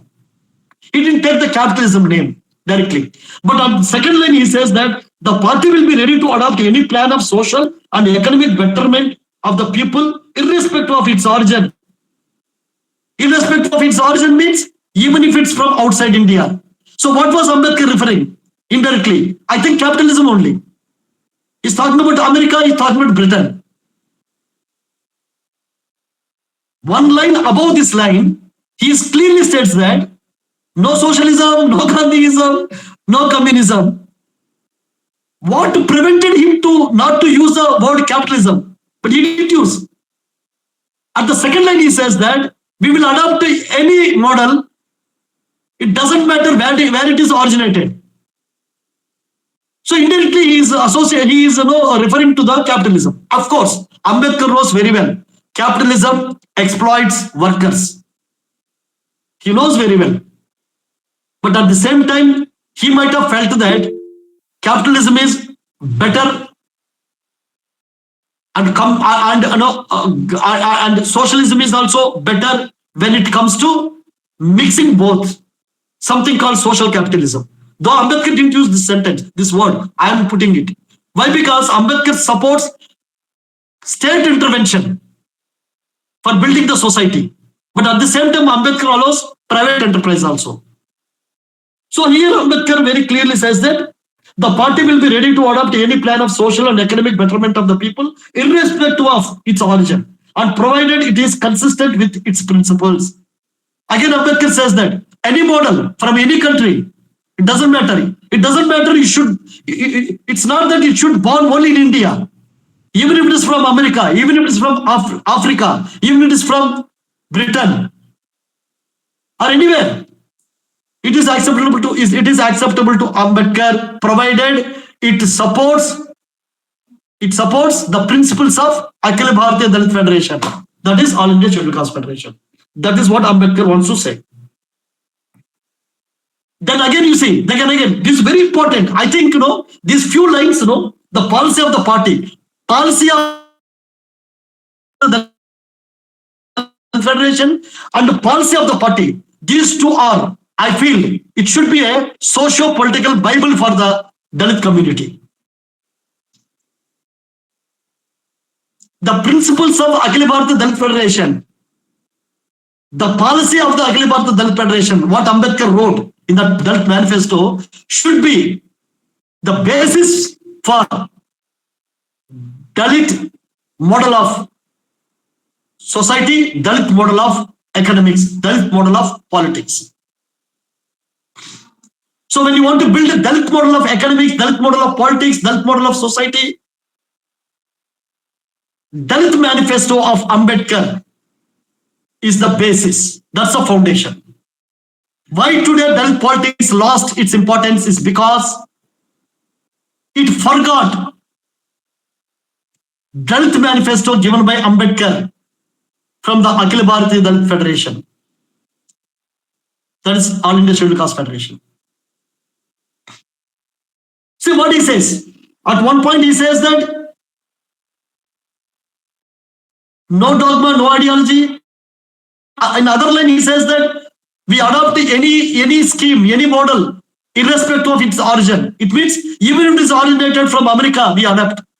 And third line, last line in the paragraph, he very clearly states, in the policy of the party, last line very clearly states, its outlook, the model outlook, even if it is originated from outside, what should be? You may ask me, sir, if he says that irrespective of its origin means, it could be China also, it could be USA also, USSR also. Those days, Russia was leader of the communism. So when Ambedkar says that it's irrespective of origin, why only America? It could be China, it should be Russia also.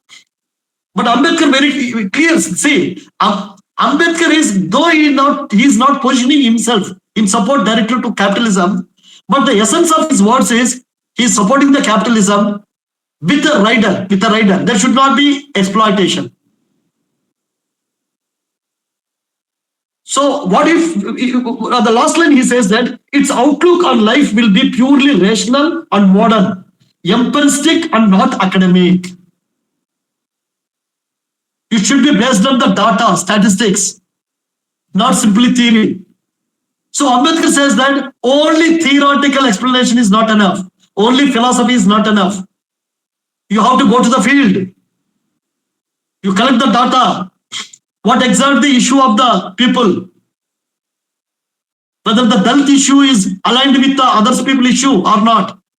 Only when the Dalit issue is aligned with the non-Dalits, that issue should be taken up by the Dalit party. So, for example, Shudras, backward caste, their issue on Dalit issue is the same. Then Dalit party should take up that issue.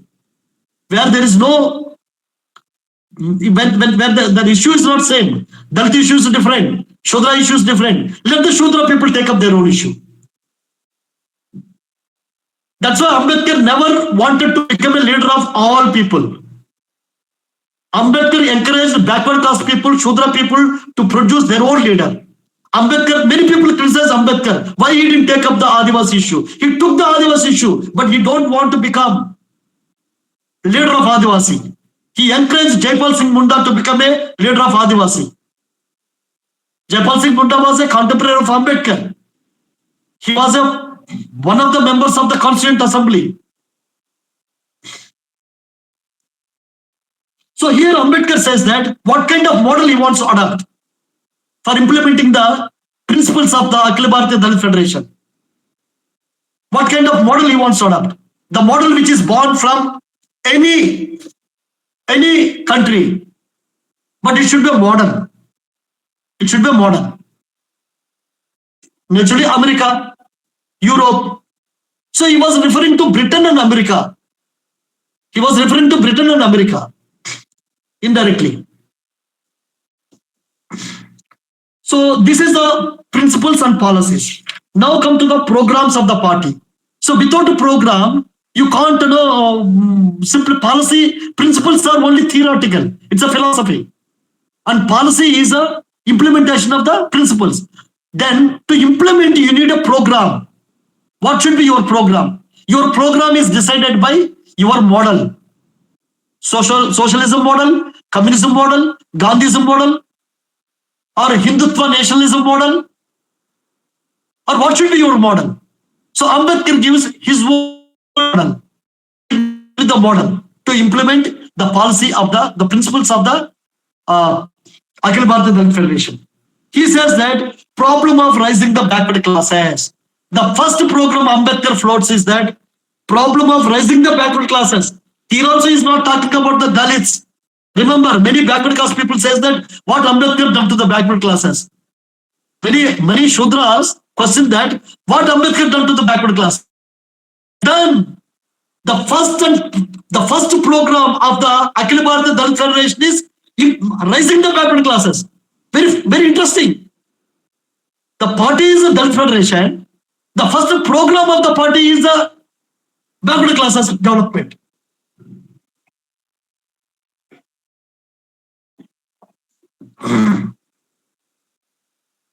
Mr. Naresh Sahu, look at how interesting it is.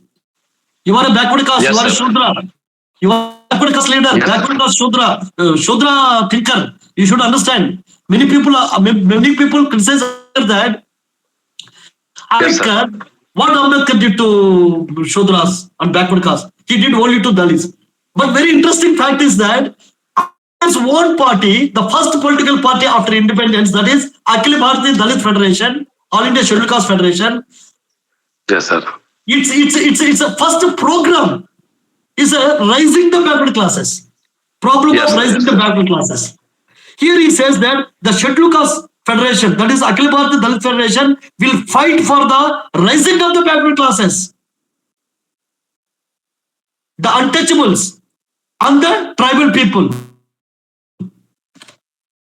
He's not using the backward class term to mix with the Dalits and Adivasi. No, he's very clearly stating that backward class people, untouchables. Of course, by that time, Constitution of India implemented.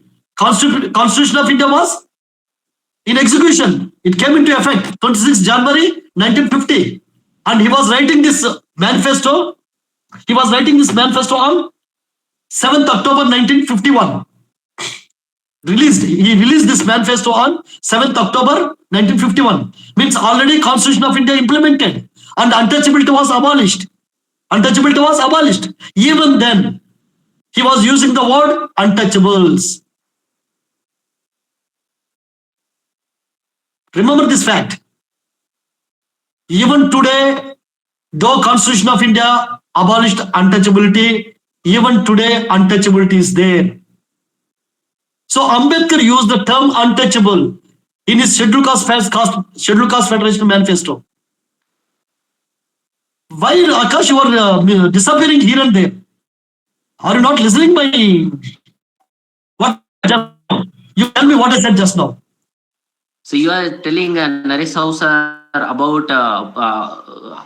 Okay. After that, I said many things. Listen carefully. This very important lecture. Ambedkar submitted his Constitution of India, and the Constitution of India came to effect on 26th January 1950. First general elections were held in 1951, from October 25th to February, right? February 25th, 21st February. Now, though Ambedkar knows very well, Constitution of India abolished untouchability. Ambedkar used the word untouchable in his manifesto. Ambedkar used the word untouchable in his manifesto. So when Ambedkar said that problem of raising the backward classes, so Scheduled Caste Federation will fight for the rising of the backward classes, untouchables and tribal people. He is differentiating backward classes different from the untouchables and tribal people. Here many things to understand. So Ambedkar's first program is to raise the backward classes with the help of the Dalits and Adivasi. So Ambedkar want to create an agenda for both backward classes, Dalits and tribals. But backward classes and tribals are not allowed in the party. Akhil Bharatiya Dalit Federation is only for Dalits. But its program is for the backward classes as well as Adivasi. See the structure of the thing, structure of the party. So tribal people both in the matter of education and services. Reservation, people says that Ambedkar not made reservation for the OBCs. His party is talking about reservation. When in 1951, in first general elections, Ambedkar was talking about the reservation for backward classes, for scheduled caste and scheduled tribes. Of course, Constitution of India gave reservation to scheduled caste, scheduled tribe, but not for the backward classes. Ambedkar clearly says that the Scheduled Caste Federation will fight for the rising of the backward classes, the untouchables, and the tribal people of education and services. Means in the government jobs as well as in the education also, in engineering colleges, medical colleges. Ambedkar was talking about the reservation. And he says that his political party, Akhil Bharatiya Dalit Federation, will fight for them. So this is the most important thing. So that's why I said that doing a politics from with the agenda of whole India, including backward casting, backwards and tribals, it will certainly going to be successful. If you open the party to everyone, then what will happen? You have to sacrifice your Dalit interests. Look what happened with the Bahujan Samaj party. It opened to everyone. What happened? Gone. The Dalit interests are not much protected. That was the today even Dalits are not with the Bahujan Samaj party. I'm not criticizing. I have a due respects, high respects to Manivar Kanshiram and Behenji Mayawati. I met Behenji Mayawati few times. So I have a due respect. They have their own space in the history. A very respectable space. Manivar Kanshiram and Mayawati has highly respectable space in the history. There is no doubt. But what I'm trying to say that Ambedkar's doing the politics is when he started Akhil Bharatiya Dalit Federation is entirely different. Of course, he started the Republican Party of India later on to include everyone. But that experiment already failed with Ambedkar when he started Independent Labour Party. So I'm sure that even if Ambedkar was alive and continued with the Republican Party of India, it would have been successful. Why? Because ultimately Dalits have different problem. Dalits have entirely different interests and issues.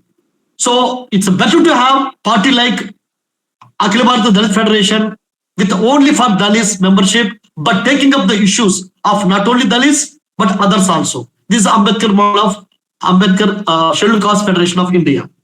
So this is the first program, that's raising the backward classes. So other one is that elevating the poverty. How to elevate the poverty? Agriculture production. Ambedkar says that there are many lands not cultivated.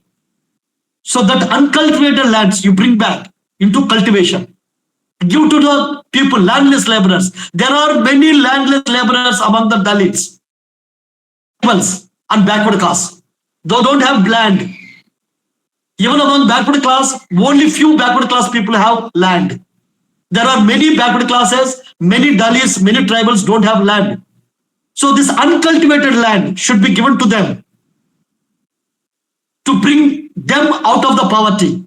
Generally, people think that Ambedkar means only reservation, and reservation helps only for middle class people, and that also only few communities like Chamar, Mahar, Mala, or Madhika. All other Dalits are not getting any reservation. Don't divide it. It's not like that.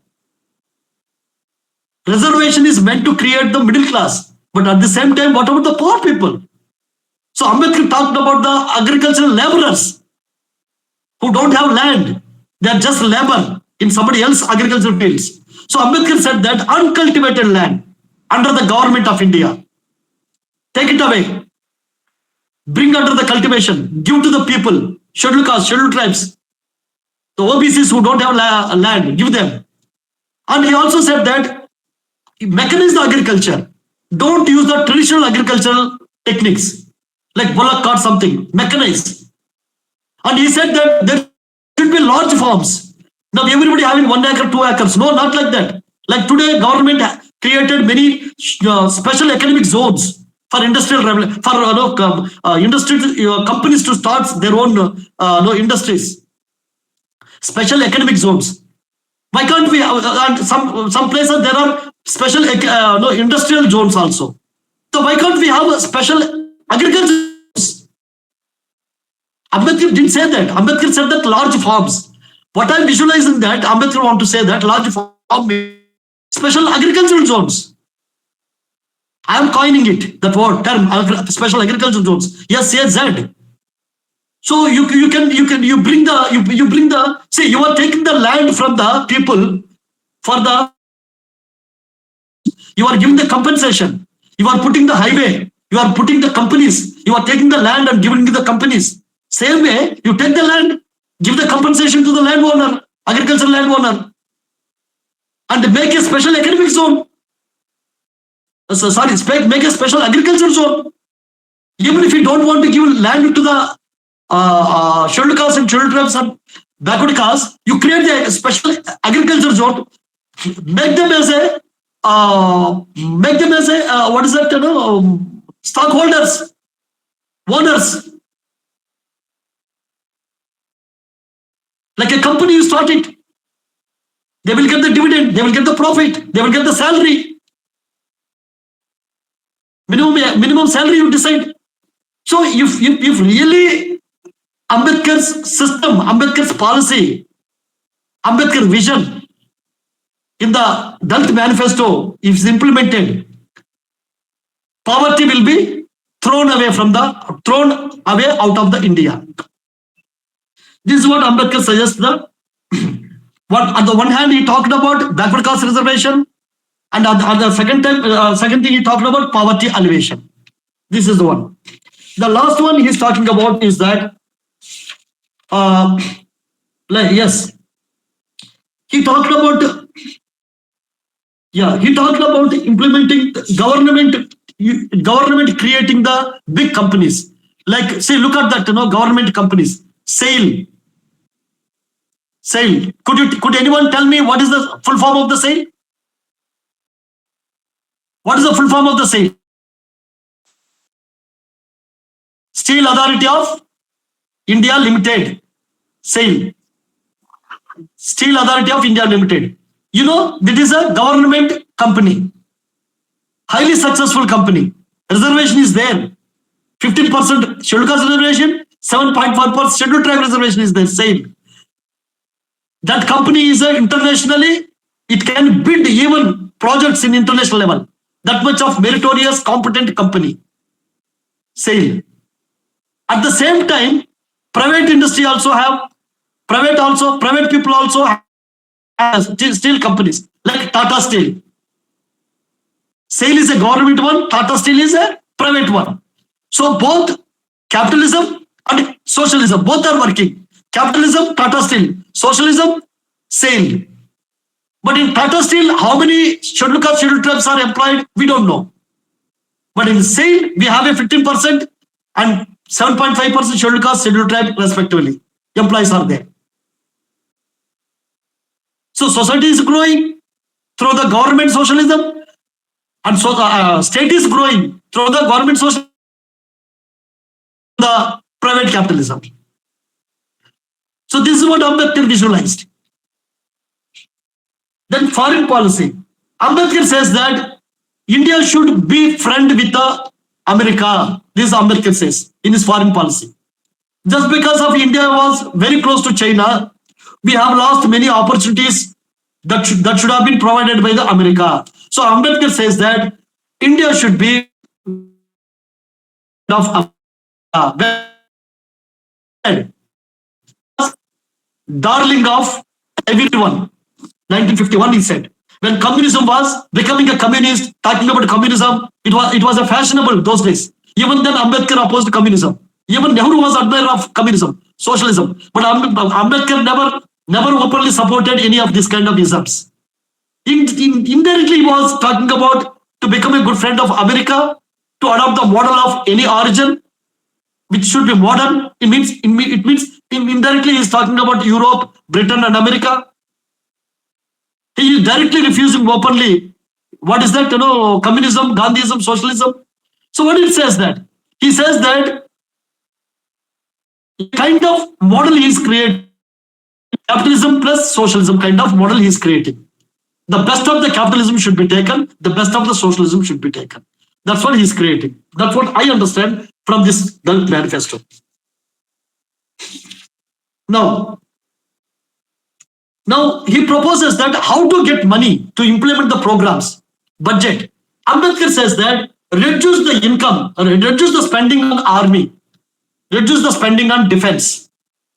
You may say that, sir, if you reduce the spending on defense, then how to protect our borders? Ambedkar says that first you develop good relation with the neighbors.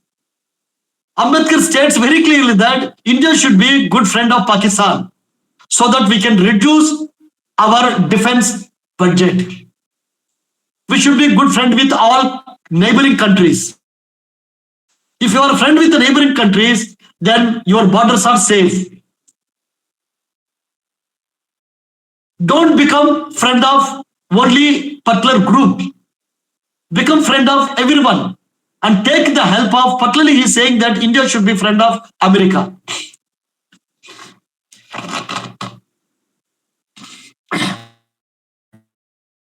So reduce the budget on defense. So that reduction of expenditure over the army. That's what the exact words Ambedkar mentions. On levies taxes on the salt also. Those days there was no tax. Ambedkar says that levy the tax on the salt. One more important thing. Abolition of prohibition and saving the exercise revenue. Ambedkar is not at all in favor of prohibition. Means today in Bihar there is a prohibition. Means there is a ban on the drinking alcohol. There is a ban on the selling the wines, liquor, selling the liquor. Ambedkar opposed this kind of thing. Whole Gujarat also there is no liquor ban. In respect of Gandhi, government of India, in our Wardha city, since it's a Gandhi ashram is there, in Wardha city also declared it's a ban on the liquor sale. But Ambedkar opposed total ban on the liquor sale. Ambedkar opposed. He said that abolition of prohibition, wherever prohibition, those days there was a prohibition all over India. Ambedkar said that abolish it. No prohibition. Liquor should be sold, but very few shops should be there. Very few shops should be there. Middle path. It's like a middle path. There should not be no prohibition, no ban on the liquor, but very few shops should be there. And whatever the money comes out of the liquor should be used for the development of the society and state. That's what Ambedkar said. And insurance should be nationalized, like a life insurance corporation, LIC. Thanks to Ambedkar policy. Ambedkar policy is life insurance corporation. Ambedkar policy. Only government should have a life insurance corporation. But very unfortunately today, all private banks, all private people also have life insurance. Ambedkar said that only government should have insurance in insurance business. Many people say that government should not involve in the business. Ambedkar is opposed it. No, government should do the business, but at the same time, government should allow the private also. So that is the Ambedkar's policy. That is the Ambedkar's program. So Ambedkar says that why Ambedkar there should be no ban on the sale of liquor. Ambedkar says that not whole country, everybody drinking the liquor. Very few people are drinking liquor. If they don't want to change, why should we waste our money to change them? Because government get good revenue out of liquor sale. Use that liquor sale money for construction of schools. Use that liquor sale for construction of hospitals, roads. Instead of trying to change the people who want to drink liquor, you sell the liquor to them, take the money, and use give the good education to people. Maybe his children will get, the person who is drinking liquor, give free education to the children of that liquor man. So over the period of time, these liquor people will come down. Like once upon a time, people used to drink smoke like anything. This cigar everywhere. Now today you see, limited places, only you should drink cigar, smoke. What happened? Very less and less people are smoking nowadays. Same is the case. That's what the model of Ambedkar. Don't put blanket ban on the selling of liquor. Limited places only you allow liquor drinking, liquor sale. And whatever the money, revenue or generated by the liquor sale should be used for the development of the education, health, and roads. That's what Ambedkar says. Now, the last point, Ambedkar last point. These are the programs of Dalit programs. The last program is that cooperation between Scheduled Caste Federation and political parties. What should be the alliance? Now, we might have heard many times, Bahujan Samaj Party said that we don't want alliance with any other party. And Republican Party of India people say that we want alliance with every party. Both are two extremes. Republican Party of India people say that we want alliance with any party. And Bahujan Samaj Party says that we don't want alliance with any party. See, don't misunderstand. I respect our people. But I have to quote, being a social scientist, I have to quote examples. Otherwise, we can't put all this discussion in a practical context. So neither I'm criticizing the RPI nor criticizing the BSP. Only thing, facts I'm putting before you in a context. What Ambedkar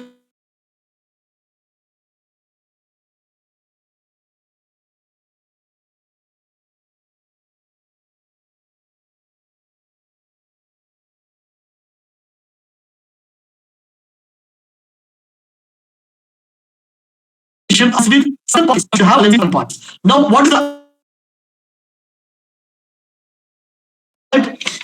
he says that Scheduled Caste Federation, that the Akhil Bharatiya Dalit Federation will not have any alliance with any reactionary party such as Hindu Mahasabha or the RSS.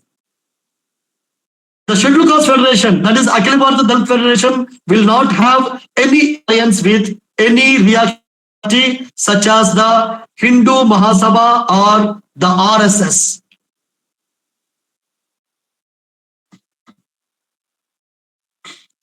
In other words, any party that is identified with the Hindu ideology, Hindu political ideology, that is Hindutva, in today's terminology. Those days there was no terminology, today's terminology. Ambedkar political party, the Akhil Bharatiya Dalit Party, Dalit Federation will not have alliance. Are Ambedkarites following Ambedkar? Ambedkarite politics are following Ambedkar or not? You people think over.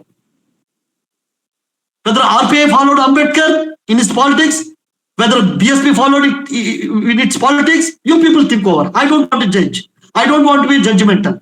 I don't want to judge that whether RPI is doing the good, right or wrong, whether BSP is doing the right or wrong. I don't want to judge. You people decide. You people are intellectuals. Though you people are not philosophers like Ambedkar.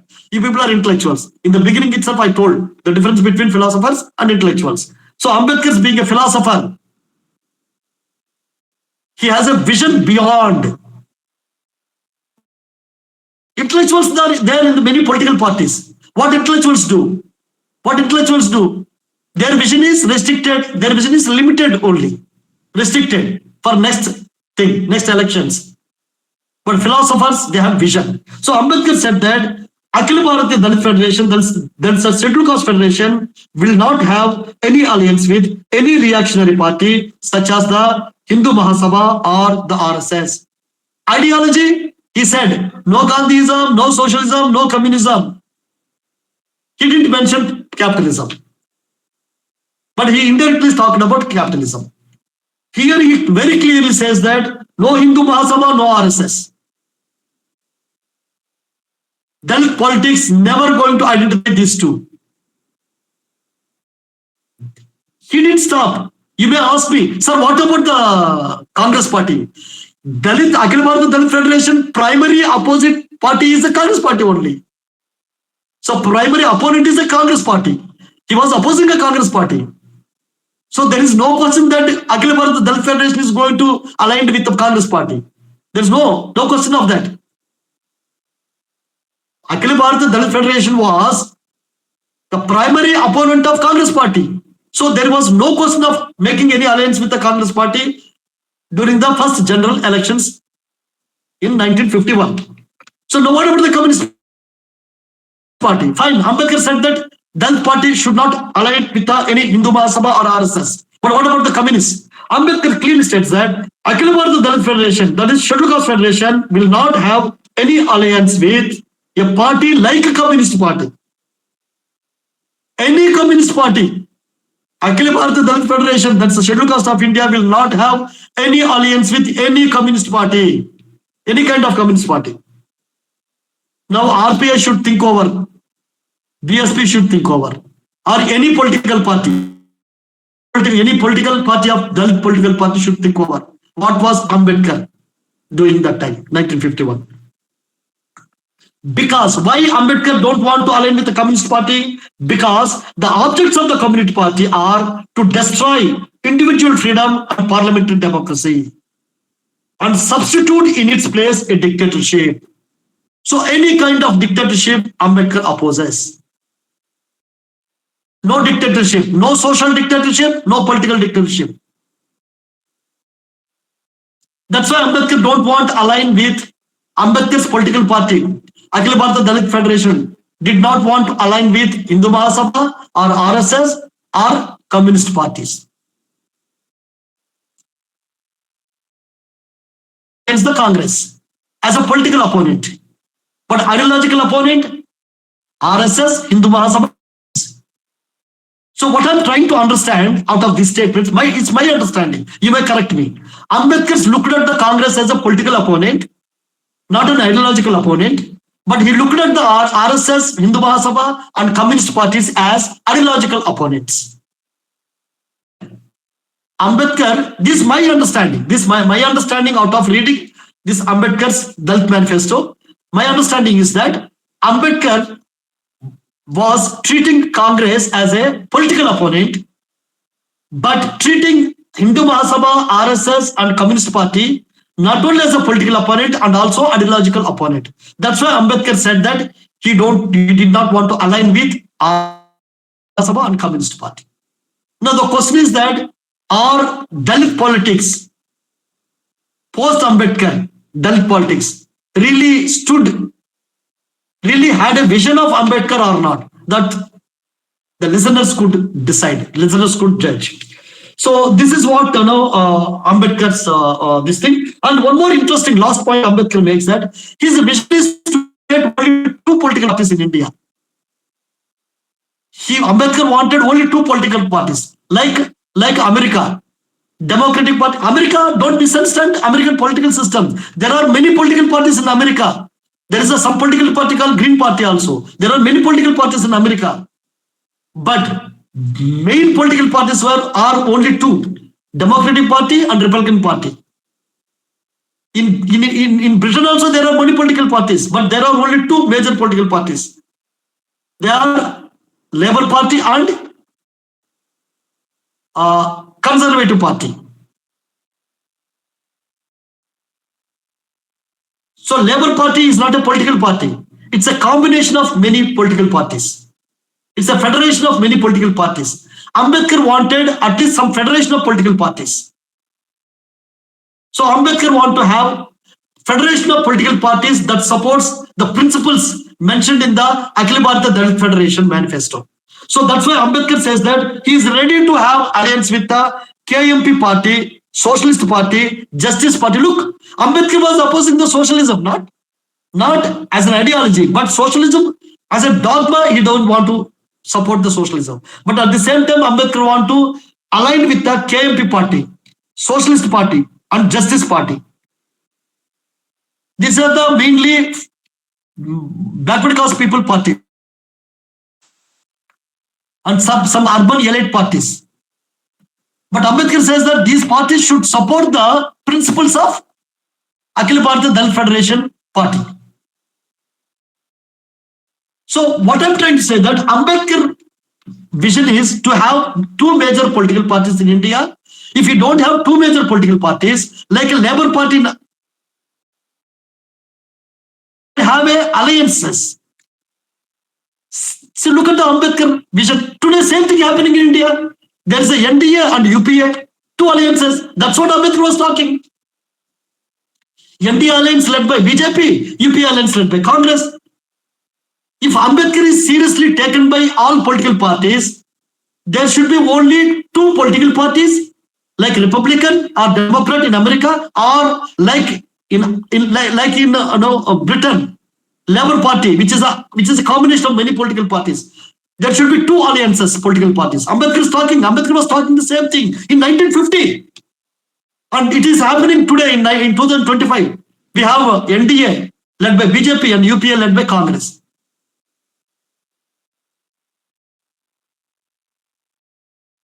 So Dalits are in UPA, Dalit politicians are in UPA, Dalit politicians are in NDA also, and Dalit politicians are nowhere also, like BSP having its own. So three. So I don't know whether right or wrong. I'm just putting before you people what Ambedkar was doing in 1951. Why? Because after that Ambedkar died. Ambedkar simply changed the name of this federation into RPI, Republican Party of India. But he died. He didn't even register that party. I strongly believe that since Ambedkar experiment of independent Labour Party failed, that's why he started exclusively a party for Dalits, Akhil Bharatiya Dalit Federation, where the membership is only, but the agenda is for everyone. And Ambedkar wanted backward caste should start their own political party, tribal people should start, Adivasi should start their own political party, and we can have common agenda. Otherwise, what will happen if you allow backward caste people into Dalit party, if you allow tribal people into Dalit party, fine, common agenda is there, they are going to be with you. When there is no common agenda, they go out of your party. This is what happened with the BSP. Many backward caste people went out of the party when there was no common agenda between the Dalits and the backward caste. So simply saying that Bahujan is a philosophy, but when it comes to program, Bahujan is a policy, bringing the unity. But when it comes to the program, it should reflect the data, statistics. But at the ground level, it's a different. Most of the Bahujan Samaj Party meetings I went, I was there in Lucknow. On the stage, All leaders will sit. Backward caste leaders also sit. But majority of the people sitting at the ground, majority of them, Dalits. So I don't want to say that which party is right or wrong, but my understanding after reading Ambedkar's Dalit Manifesto, my conclusion is that Dalits should revive Akhil Bharata Dalit Federation, or Dalits should have their own political party. Membership should be only for the Dalits and be of everyone. Whole India agenda should be Dalit agenda, and backward caste agenda should be Dalit agenda. Tribal agenda should be Dalit agenda. But Dalit, tribal and backward caste people should have their own political parties, should support Dalit party. Then only Dalit party will support them. Otherwise, 15% Dalits, today 18% Dalits. If Dalit party work among the Dalits, should bring Bhaichara, that fraternity committees, Bhaichara committees should be within the Dalits. There should be a Bhaichara committee fraternity committee between Pasi and Chamar, Bangi and Chamar and Pasi, Kartik, Chamar and Bangi and Pasi. There should be committees like that to build the Dalit political party.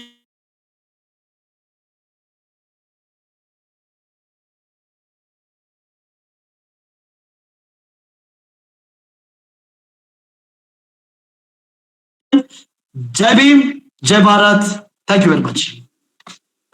Thank you, sir. Thank you, sir, for Thank you, sir. delivering Very nice lecture, sir. one of us.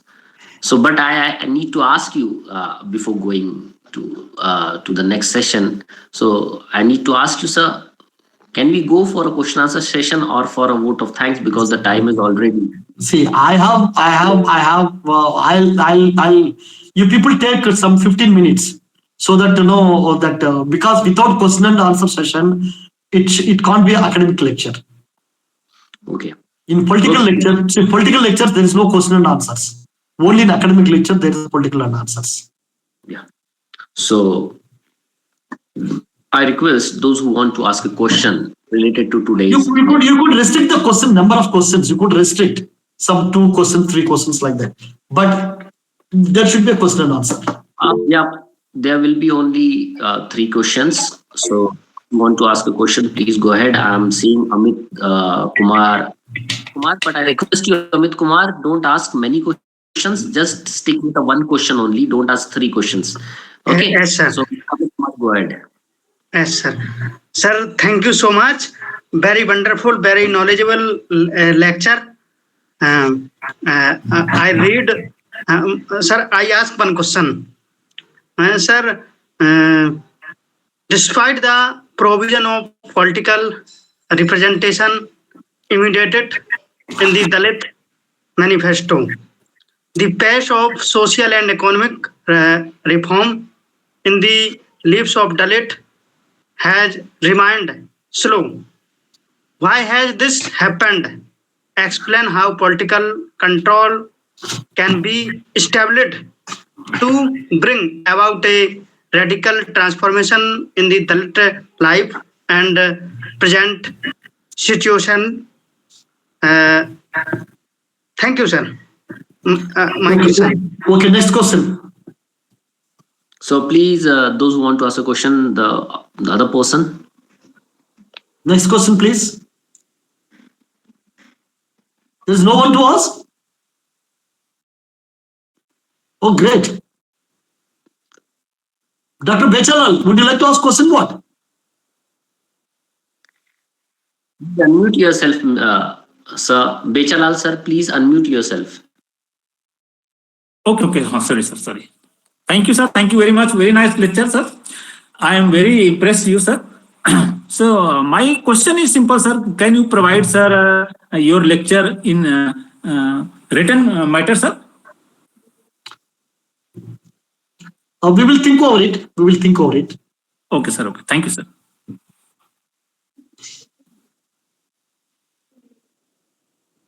Yeah. Any other? Only Amit. It means that nobody having any doubts. Naresh Kumar is there? Okay, fine. Yes. Yeah. Naresh Kumar Sahu, you want to ask any question? What? No, fine. See, Amit, the crux of your question is that how to make a Dalit politics more effective. That's the crux of your question, if I understand rightly. As I said at the conclusion, after reading Ambedkar's Dalit Manifesto, that is my answer to your question. In other words, there is a need of a strong Dalit political vision based on Dalit Manifesto issued by Dr. Babasaheb Bhimrao Ambedkar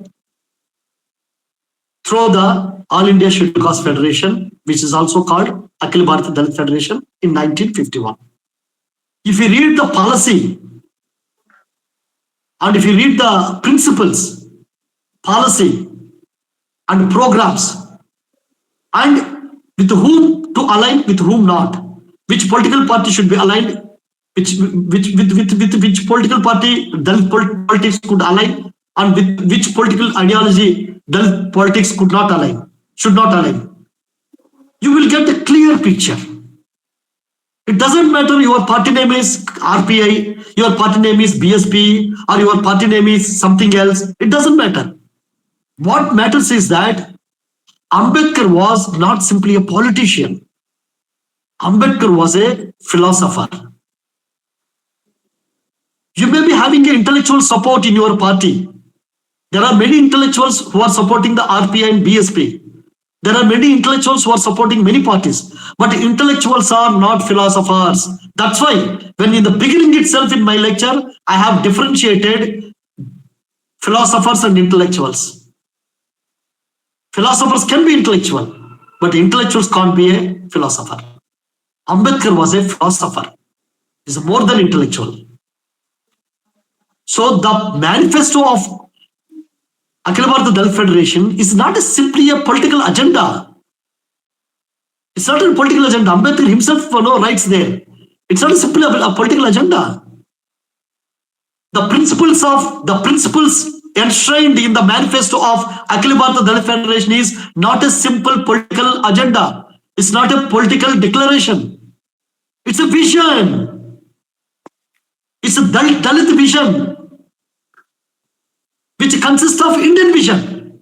Ambedkar says that Dalit vision is the Indian vision, India vision, and India vision is Dalit vision. How? Ambedkar justifies this position in his manifesto. So if anybody, not only Mr. Amit, anyone, if you are really thinking to create more very effective politics, Dalit politics in Indian society, that has to be based on the Ambedkar's political philosophy enshrined in the Dalit Manifesto of Akhil Bharatiya Dalit Federation, that is All India Scheduled Caste Federation.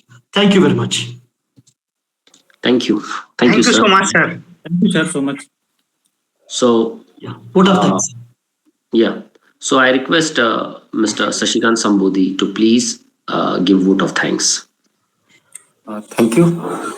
But one thing, I was expecting Naresh Sahu to ask one question.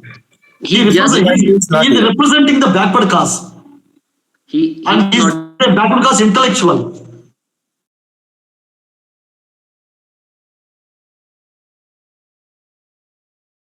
Yeah. Yeah, unfortunate, very unfortunate. Now. This is the problem with the backward caste. One has to be actively involved in the intellectual discourses. Anyhow, yeah, Shashikant, go ahead. Yes. KIDK, I warmly thank Professor Dr. L. Karunyakara, sir, a respected Dalit historian and Ambedkarite thinker, for chairing today's session, and as well as his wonderful and thought-provoking lecture as a key speaker on the topic Ambedkar Text to Dalit Manifesto of All India Scheduled Caste Federation. Professor is a former Vice Chancellor of MGAHV University, a Central University, Wardha, Maharashtra, and an expert of Dalit affairs as well as Dr. Ambedkar writings. Our sincere thanks to all the participants and attendees of the 30th online lecture in the KIDK lecture series. A special thanks to our coordinators, Dr. Sukeshni, Dr. Darshana Mishra, Dr. Smita Bhagat, Mr. Akash Kubragade, Mr. Shreyat, and Mr. Vijay Kumbre for their continuous efforts and support in making this session successful. This lecture series continues to spread knowledge and new ideas in the field of Dalit studies. Thank you all. Thank you once again to everyone for your valuable participation. And before we close, please don't forget to subscribe to the Dalit Knowledge YouTube channel, where this recorded session will be uploaded soon. Jai Hind. The session is over.